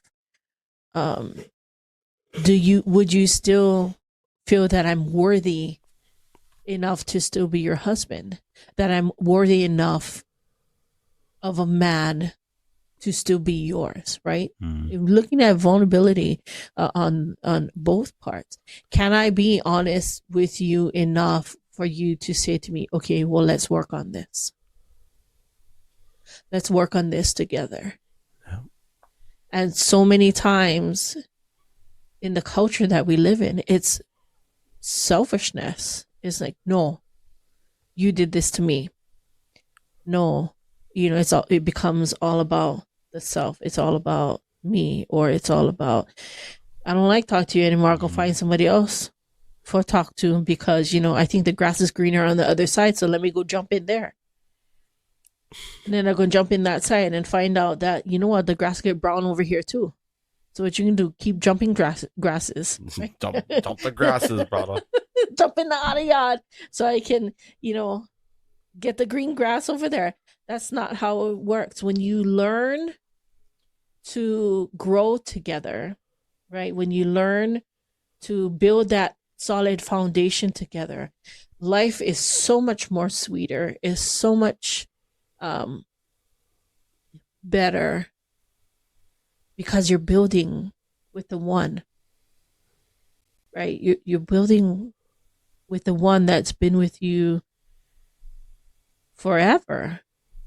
I mean, if you've been there forever, or however long it took you to get married, but we've been together for 25 years. It's gonna be 26. Why would you throw that away?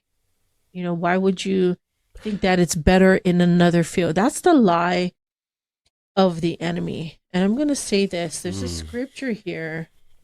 I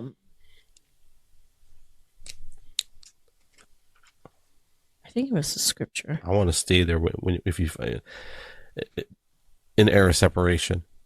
Yeah, because that's what prompted me to do this today. Yeah, the whole idea of the separation. The Bible. Oh, here. I was looking over there. It's over here. And this is the thing that interests me. And this, I was reading this today. And if you look on my Twitter account, it says this. It has our picture, right? What God has brought together, let no man separate. But if you go to Mark, and it starts at Mark chapter 10, verse 3, and Jesus is talking to Pharisees, right? Well, he's talking to the people, because every place that Jesus goes to, he ends up teaching there, right? So every time a crowd would come together, that's what Jesus would do. He would teach them, right? So starting at verse 2, it says, some Pharisees came and tested him, which is Jesus, by asking, is it lawful for a man to divorce his wife? So Jesus says, what did Moses command you? And then they go on to say, Moses permitted man to write a certificate of divorce and send her away. And here's the kicker. Mark chapter 10, verse 5. Okay. It says, it was because your hearts were hard that Moses wrote you this law. And that's what Jesus replied. And I sat and I thought about this for a minute. And I thought how we can make our hearts so hard, against our spouse. And then we wonder about vulnerability and why it's hard to become vulnerable, because maybe your spouse told you something vulnerable, right? For them. Maybe they told you that, hey, I've been watching pornography and, it's been an addiction and whatever. Or if your spouse has told you that, I didn't mean to, we've been apart for so long, whatever, they ended up cheating. Mm-hmm. What do you do in that moment? Now, that's a hard place to be. And then you got to rethink some things too, like, do I want this marriage to work? Do I sit in this place of hurt and brokenness and just say, you know what, screw you? right? What do you say in those moments, and how do we get so far away from each other? We've become so hard, right? And then there's a reflection period of I'm looking at me, but I'm looking at you too. Yeah. But the reflection period should be, okay, I'm looking at me, and how did I contribute to where we are at, and while also acknowledging, yeah, this is what happened at the same time. If we don't allow ourselves to be vulnerable in those moments and really seek the Lord on this stuff, then we end up hurt all the way around, right? Sometimes they see people grow apart, right? Because they've been apart for such a long time. Whether it's working from away for so long, not having conversations, or military couples. There's a lot of times this happens to military couples because somebody's on deployment and they've been away for a long time, not having interaction or conversation, and all these types of things. How do you bring it back together? And part of that is allowing God to infiltrate where you're at. And infiltrate that hardness, because this is why people were getting divorced. And this is back then, is because their hearts were hard. And Jesus said, but at the beginning of creation, God made them male and female. For this reason, a man will leave his father and mother and be united to his wife. And it's interesting that was put there in these scriptures in the midst of that. And the two shall become one. It's a very important part of that scripture. And the two shall be one, become one. One flesh, right? And the two shall become one flesh. So they are no longer two, but one. Therefore, what God has joined together, let not man separate. Yep. And really what he's saying is, even in the hard times, even if your heart is hard, remember that you're not two, you're one now. You're going to have to work some of this stuff out. So if you look at verse 10, it says, when they were in the house again, the disciples asked Jesus about this. He answered, anyone who divorces his wife and marries another woman commits adultery against her. And if she divorces her husband and marries another man, she commits adultery. So if you look at these scriptures, it's not just holding the man accountable, but it's also holding the wife accountable. So it goes both ways. These scriptures are not meant just for the man, but it's also meant for the wife. And it's so interesting to me where he says, this is why the certificate of divorce was given, because your hearts were hardened. But I want you to remember, from the beginning, God created them male and female, right? And therefore, this is what the husband does. He leaves his father and his mother, and he clings to his wife. He is walking in one in unity. Therefore, what God has put together, let no man separate, right? So here's a question. What caused them to separate in the first place and not be one anymore? Because you and I are one. Mm-hmm. We have one set of finances. We have one set of kids. And we're not speaking against anybody that has, blended families, but so what is the source of that separation, number one? And what in that separation caused the hardening of the hearts? And I think part of the hardening of the hearts is that separation. Once I separate from you, there's an unhealthy vulnerability now that I take upon myself. It's the same concept of in the African savannah, when a lion hunts, he doesn't go after the whole pack.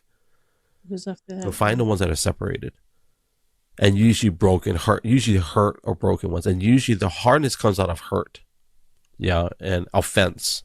I think it would start off with offense first.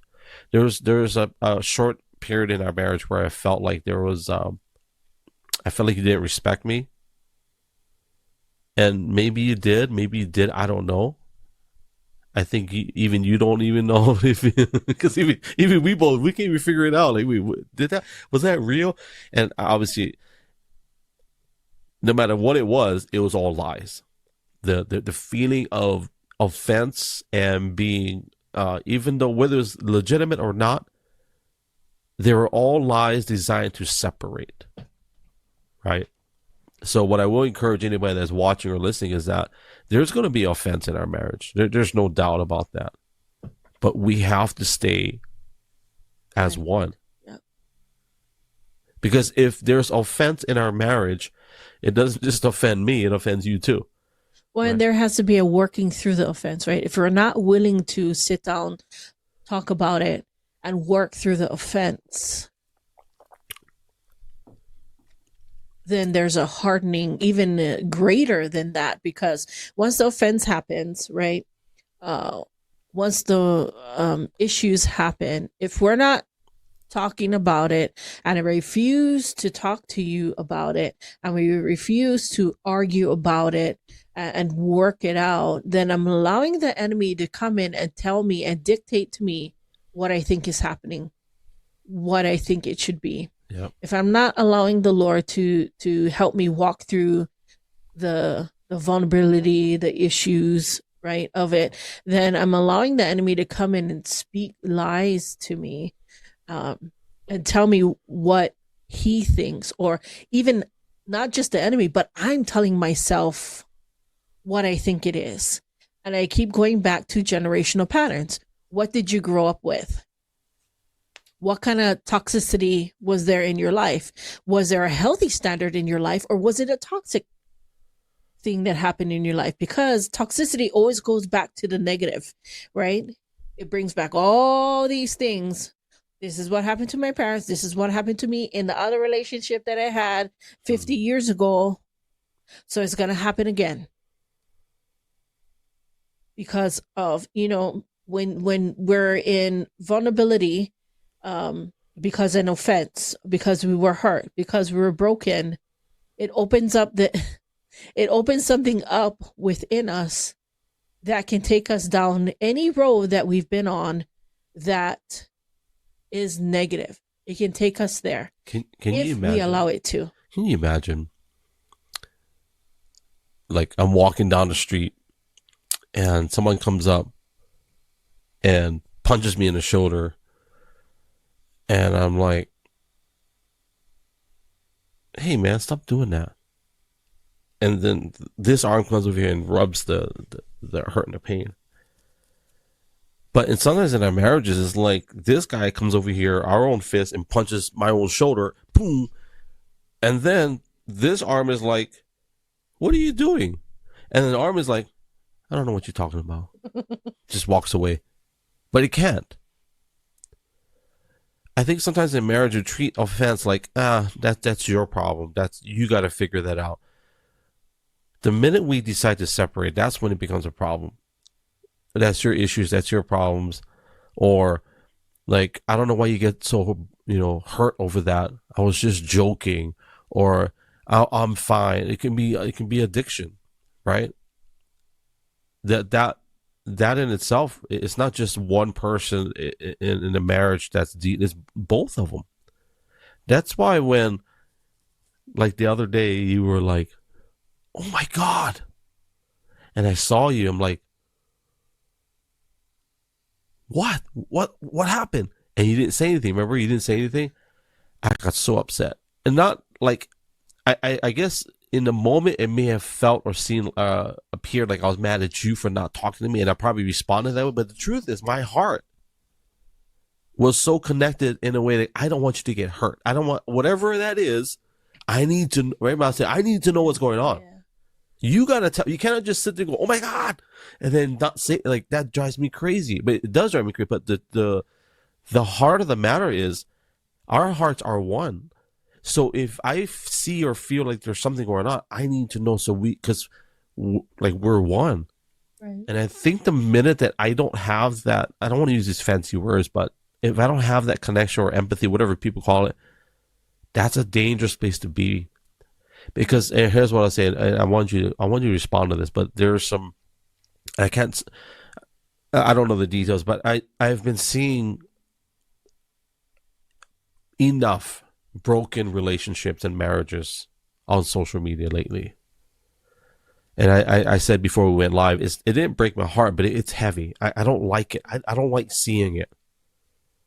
And that's why we got to do this today, because to give somebody, like, not just, it's not us giving hope. We're just sharing our hearts, but it's Jesus that's going to give them hope.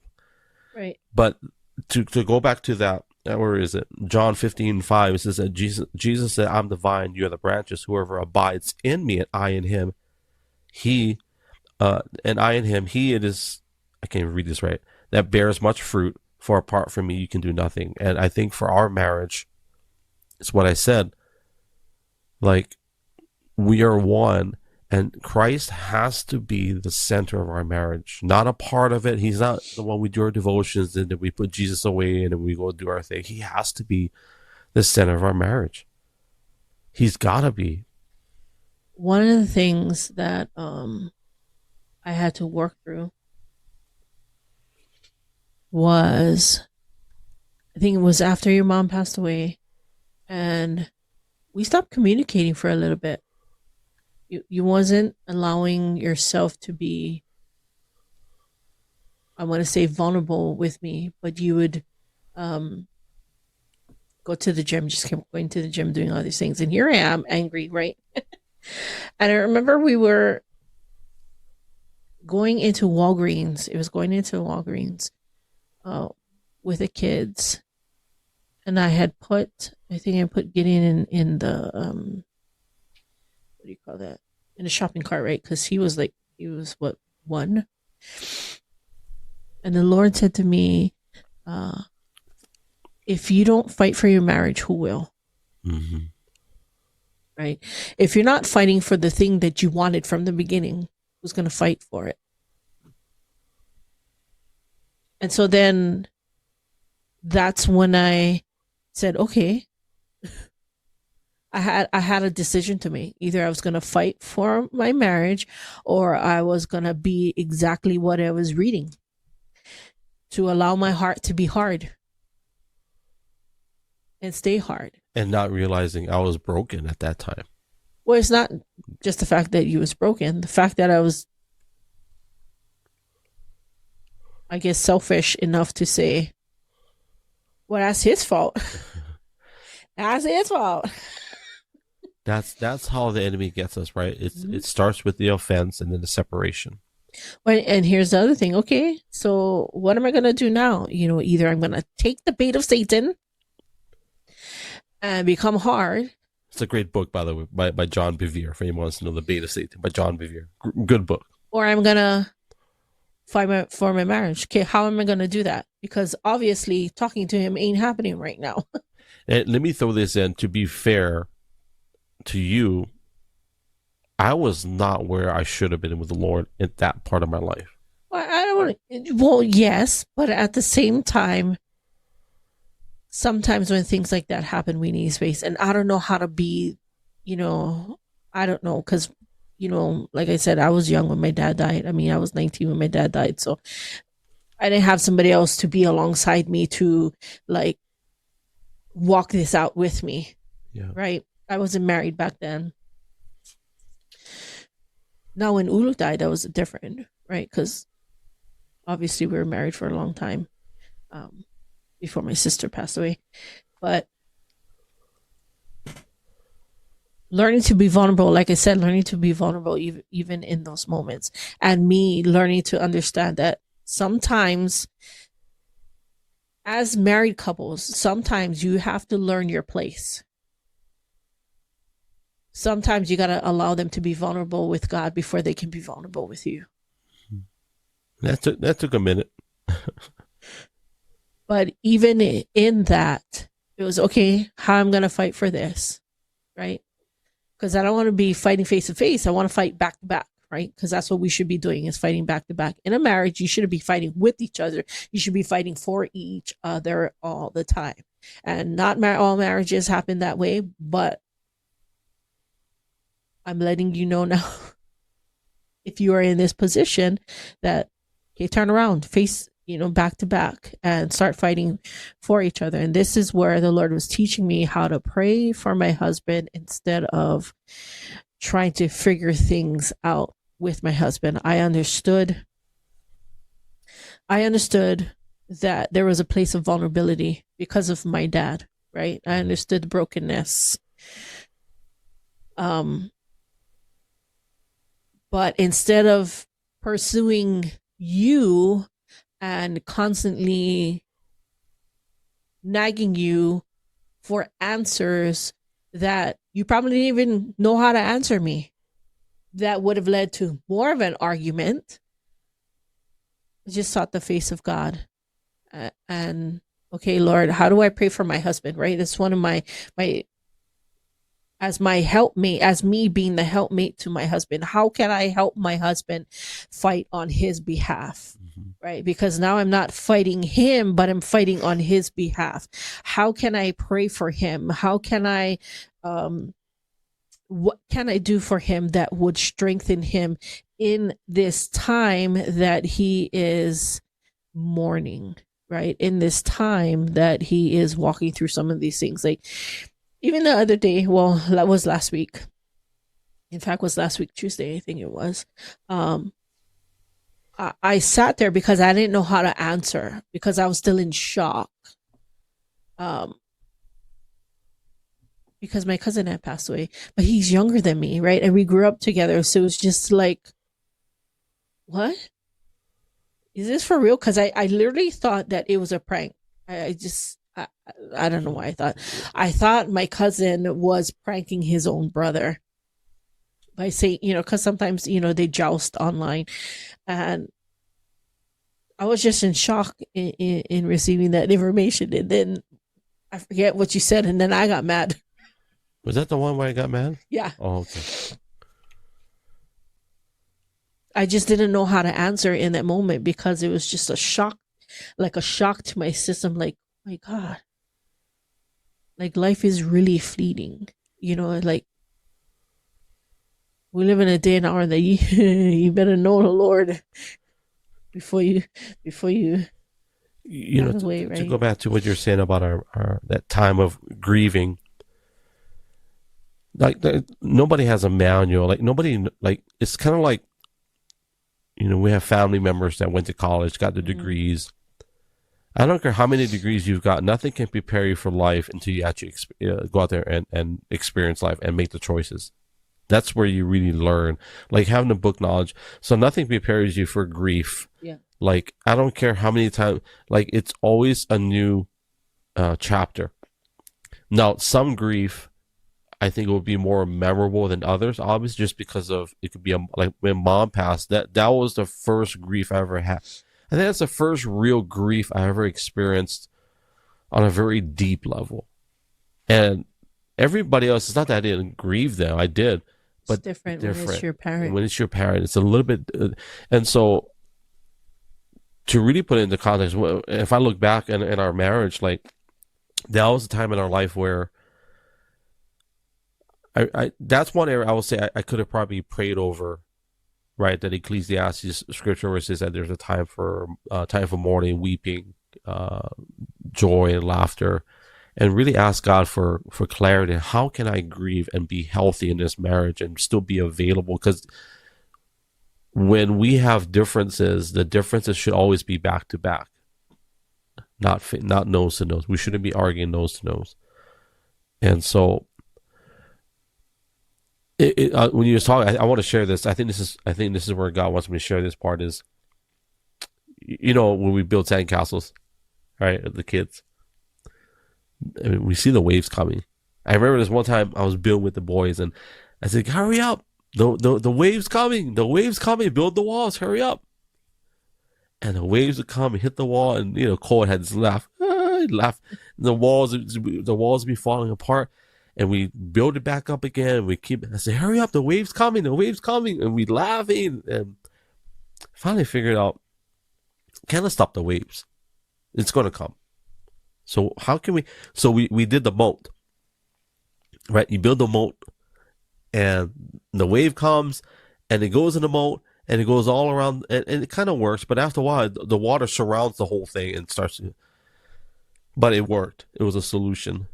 And then the third one is, okay, you know what? We'll make a hole in the front, and we'll dig a hole in the middle of the castle, sandcastle. So the waves come, and we all laughing. The water goes through the castle, through the hole, and it goes into the center. There's a nice little swimming pool.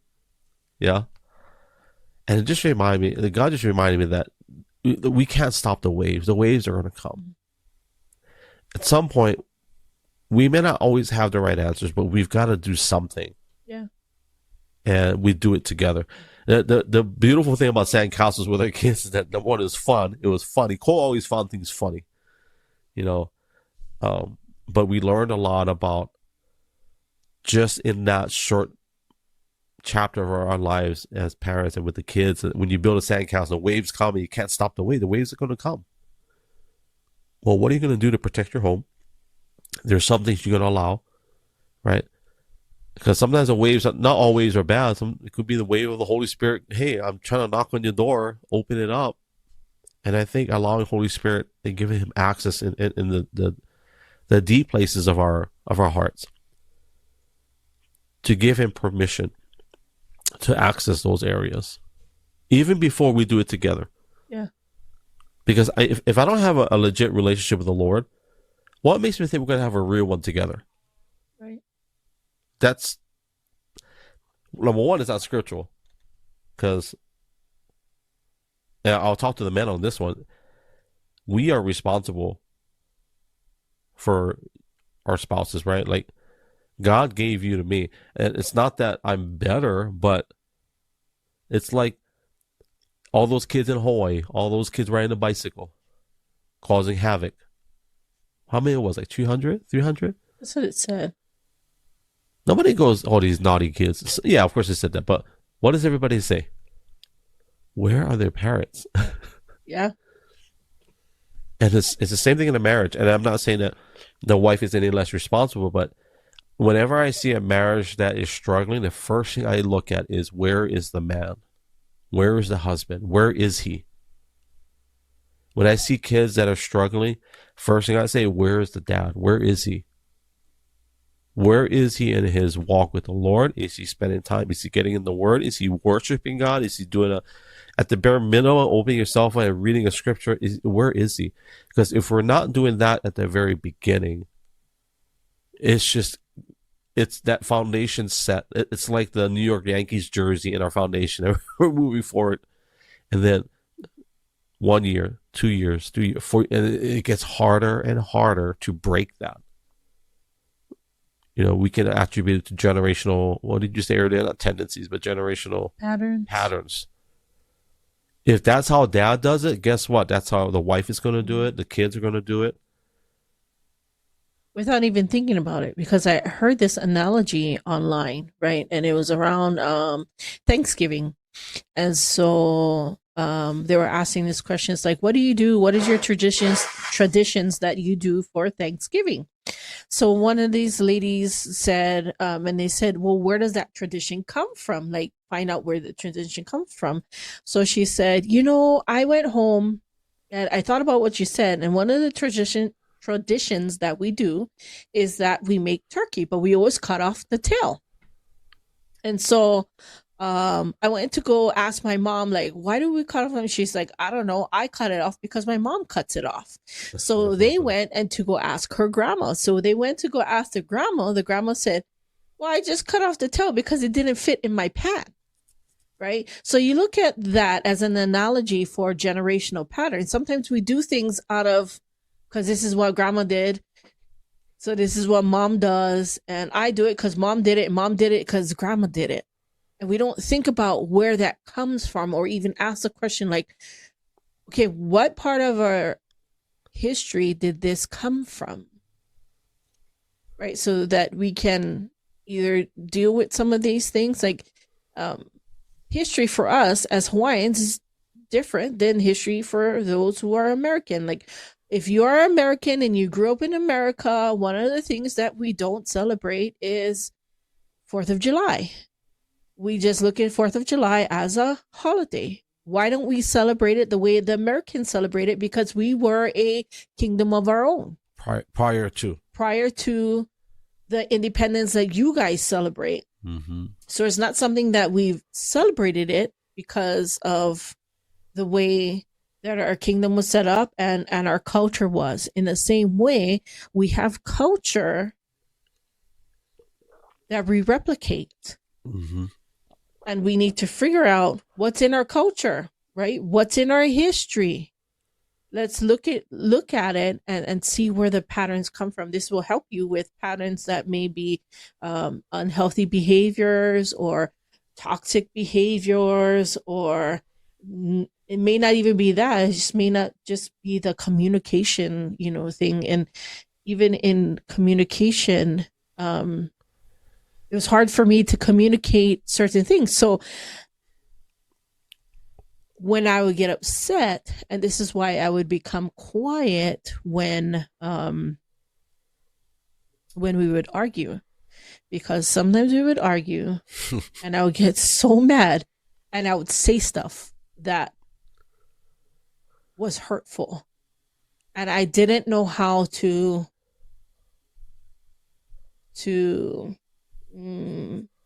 reword things to where I wouldn't be crass in the way that it would come across out of my mouth, because that's not how I learned. I know how to be sarcastic. Sarcastic used to be my number one language. And just out of that, I just didn't know how to say stuff. I just knew that at certain times I just needed to be quiet. Because number one, I didn't want to say something that comes out of my mouth because I'm going to say words that I can't take back. Mm-hmm. Number two, I wanted to be wise in the things that I said that wouldn't hurt you, but, communicate well. Number three is just didn't know how to communicate well. And I know that you knew how to communicate well. And that was a challenge for me, because when you said, well, just talk, I'm like, well, I don't know what to say, because what I like say is not the thing that I should say or that I should be saying, right? Because I remember saying something to you that it was really hurtful, and I remember it coming out of my mouth, and it was like I was trying to grab it with my hand to hold it and pull it back, but it was already too late. In all fairness, I don't even know what that is. That was in the beginning of our marriage. I don't know. I remember that you left the house and you went to your mom's house. And I can't remember. I know we were arguing and had said something, and I knew I shouldn't have said it. But because I was mad, I said it. And we just got married. We wasn't even married that long. Maybe about a year, I think. And we were just learning, we were learning how to be married, basically, right? You're learning how to be married when you first get married. It's not easy for anybody especially if you lived at home, even past, mm-hmm. college age, whatever. But here's what I'll say. And I heard the kids playing music. So this is a good landing strip to come in on. I will say that anybody that's struggling, here's what I believe the light at the end of the tunnel, and I'm praying and believing that the light at the end of the tunnel gets bigger and fatter, right? So when they approach that, is number one, the separation does not, that's a line, that's a fallacy. I'll speak for the men. If you think that separating yourself, now unless it's obviously unhealthy, like unsafe, that's different. I'm not talking about that. I'm talking about just because you argue and fight and you can't agree, that gives you no right or no authority as a husband, scripturally speaking, to leave your wife to fend for herself. I don't care what you're arguing about. I don't care what you're fighting about, unless it's like in a physical situation where there's abuse. That's different. But my point is, as a husband, as a father, you have no, I'm going to look at the camera, you have no right or no authority to leave your spouse. And if you have children, even more so. I even dare to say, how dare we as men think that we can leave a situation just because we can't agree or we are always arguing? We have no authority or right to do that, as so designated by the Lord. That's our home, that's our kids, our family, our wife. And to slap on an encouragement band-aid to that is that God designed us to be providers and protectors, not to be quitters just because we can't handle the heat in the kitchen. My dad, the greatest advice he gave us, right, was You're going to have disagreements, but talk about it. If you got to argue while you're talking, argue about it. But don't stop talking. Don't quit. You're going to have those. One of the if I have a regret, one of the regrets I have was leaving you and the kids at home so I can go sleep at mom and dad's house because I couldn't handle the heat in the kitchen with our arguments. That probably is a regret. I wish I could go back and just kind of push the reset button, because that is a field day for the enemy to come in and just wreak havoc, not just on you and the kids, but even for me. Because my purpose now is shifted from being a provider and a protector to being an abandoner. That's that a word? Abandoner. Right?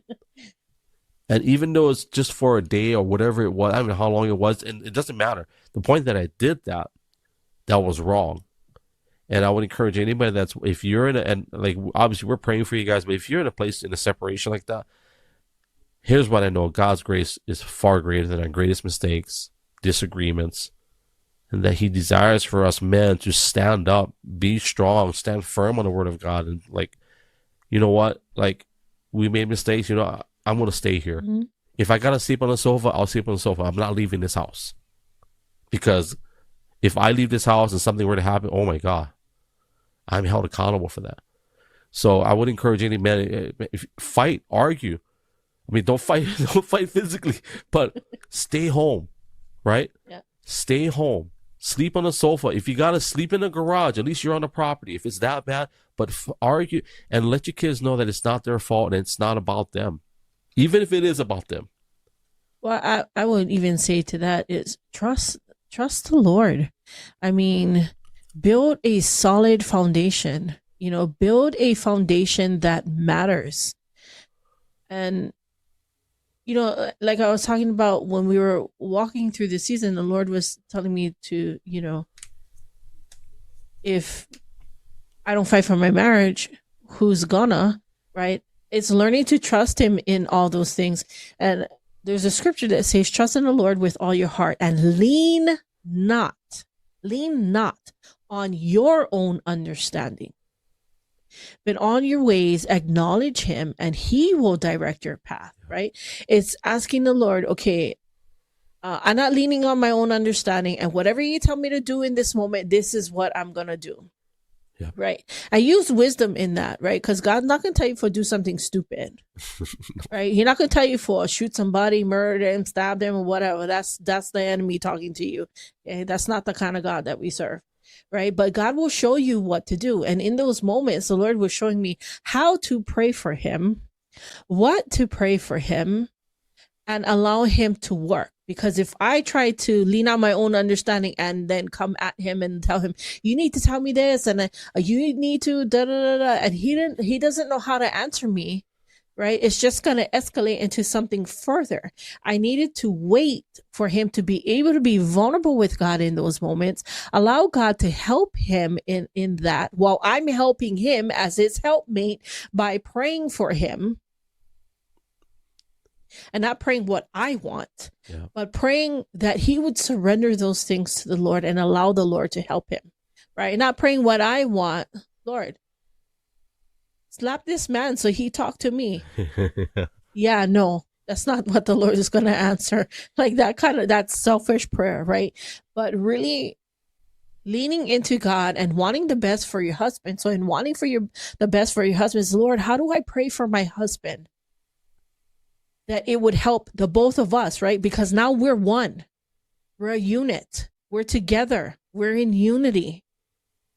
And if we're not, then there's chaos, there's hurt, there's pain, and you keep going down a road that you don't want to be on because you just don't want to surrender, and you don't want to be vulnerable, and you don't want to be not selfish, right? You want to be selfish because it's all about me. No, you got to get out of the all about me, because now you two are one and you're working together as one. So you need to be one, which means that I'm the helpmate that my mate needs, and how can I help them in the situation that they are in? Whether they need to see a doctor, maybe you guys need to go marriage counseling. I mean, I'm telling you, marriage counseling is where it's at to help you safeguard your marriage and really not just sit there and take it all in, but apply it, right? One of this is a scripture that I'm going to share over here. It says, Luke 6 from 47 to 49, verse 47 to 49. It says, everyone who comes to me and hear my words and does them, I will show you what he is like. He is like a man building a house who dug deep and laid the foundation on the rock. And when a flood arose, the streams broke against that house and could not shake it because it had been well built. So if we build our house on Christ, right, we built the right foundation. Even if our foundation was wrong, let the Lord rebuild that foundation and teach you how to build the foundation right, because building a solid foundation matters. Mm-hmm. It matters for your marriage to be well, right? It builds durability, stability, integrity overall for the whole foundation, right? Stamina. And it shows the quality of your foundation. Mm-hmm. It shows the quality of your foundation. I mean, we talked about marriage. We talked about us. We talked about some of the places where we began in the beginning, right? We talked about trust issues and generational patterns and all these things. At the end of the day, right, the Lord has always been the center of our marriage. And really, it has always been the Lord who held us together. It has always been the Lord who's held our marriage together. Even when my husband fell off a horse, or if I fell off a cow. Bull. Bull. Right? Even when we were stubborn in those places, the Lord really held our marriage together and has always been holding on our marriage together. And if you look at this series, this is one of the last series that we did. We have been doing marriage counseling for marriage conferences for I don't know how many years, and it really has tremendously helped us. The last one we did is called All Things Are Possible. Victor Marx. By Victor Marx. And it's a great marriage conference thing that will help you and your spouse get closer together. If you don't know where to begin, Lord, I don't know where to begin. Mm-hmm. Please help me in my foundation. I guarantee you that the Lord Jesus Christ will come and help you in those places. I'm telling you, you will see fruit if you apply. If you apply the word of God to it. You know, God has been so gracious to us in these years that we've been together. He's been good. He's been faithful. He's been merciful, even when we didn't deserve mercy. Mm-hmm. He's been gracious, even when we didn't deserve grace. You know, we've allowed ourselves to be vulnerable before Him. The greatest vulnerability that you could ever have is vulnerability before God. If you can't lay it down before your spouse, lay it down before God and allow Him access to your heart. Allow Him access to shift your heart that's hard, or shift your spouse's heart, you know, your spouse's heart that's hard. Ask Holy Spirit to show you what to do in it. And I promise you, God will help you out. That's good. You landed it. Mm-hmm. I'm going to close. Okay, you're off cam. Fam, we thank you for spending time with us. And I will tell you, the greatest superpower a man can ever receive from his wife is when she prays for him. Just want to throw that out there. So, and if you guys enjoyed today's podcast, first of all, thank you. But do us a favor on Spotify, Apple Podcasts, YouTube Podcasts, Podbean, all the other outlets. Do me a favor. Give us a review, 5-star, whatever. But just, we appreciate the love. Make sure you click the subscribe button. If you're on YouTube, Twitch, Kick, or Rumble, that subscribe button would be very helpful. And we just thank you for spending time with us. We do these to edify the body of Christ, but also to speak life into our marriage as well. We need just as much as what we're talking about. And I just want to encourage you guys, and may God bless you. And I'll share a verse in closing, and then I'll just turn it off from here. But may the very God of peace, sanctify you wholly. And I pray that God, your whole spirit and soul and body be preserved blameless unto the coming of our Lord Jesus Christ. And until that time comes, however, let's keep building. Keep building one another up in marriage, in relationship. And so that's it. Thank you guys. We really, really appreciate you. We love you guys. Thank you for your time, your hearts, 2 parts, your data, all that good stuff. But most importantly, family, thank you for your time above everything else. And we hope that the exchange of your time for this, that it was worth it. And as we always say, we love you guys. God bless you guys. Ahui ho, aloha, and mahalo. Yes, sir. Chihu.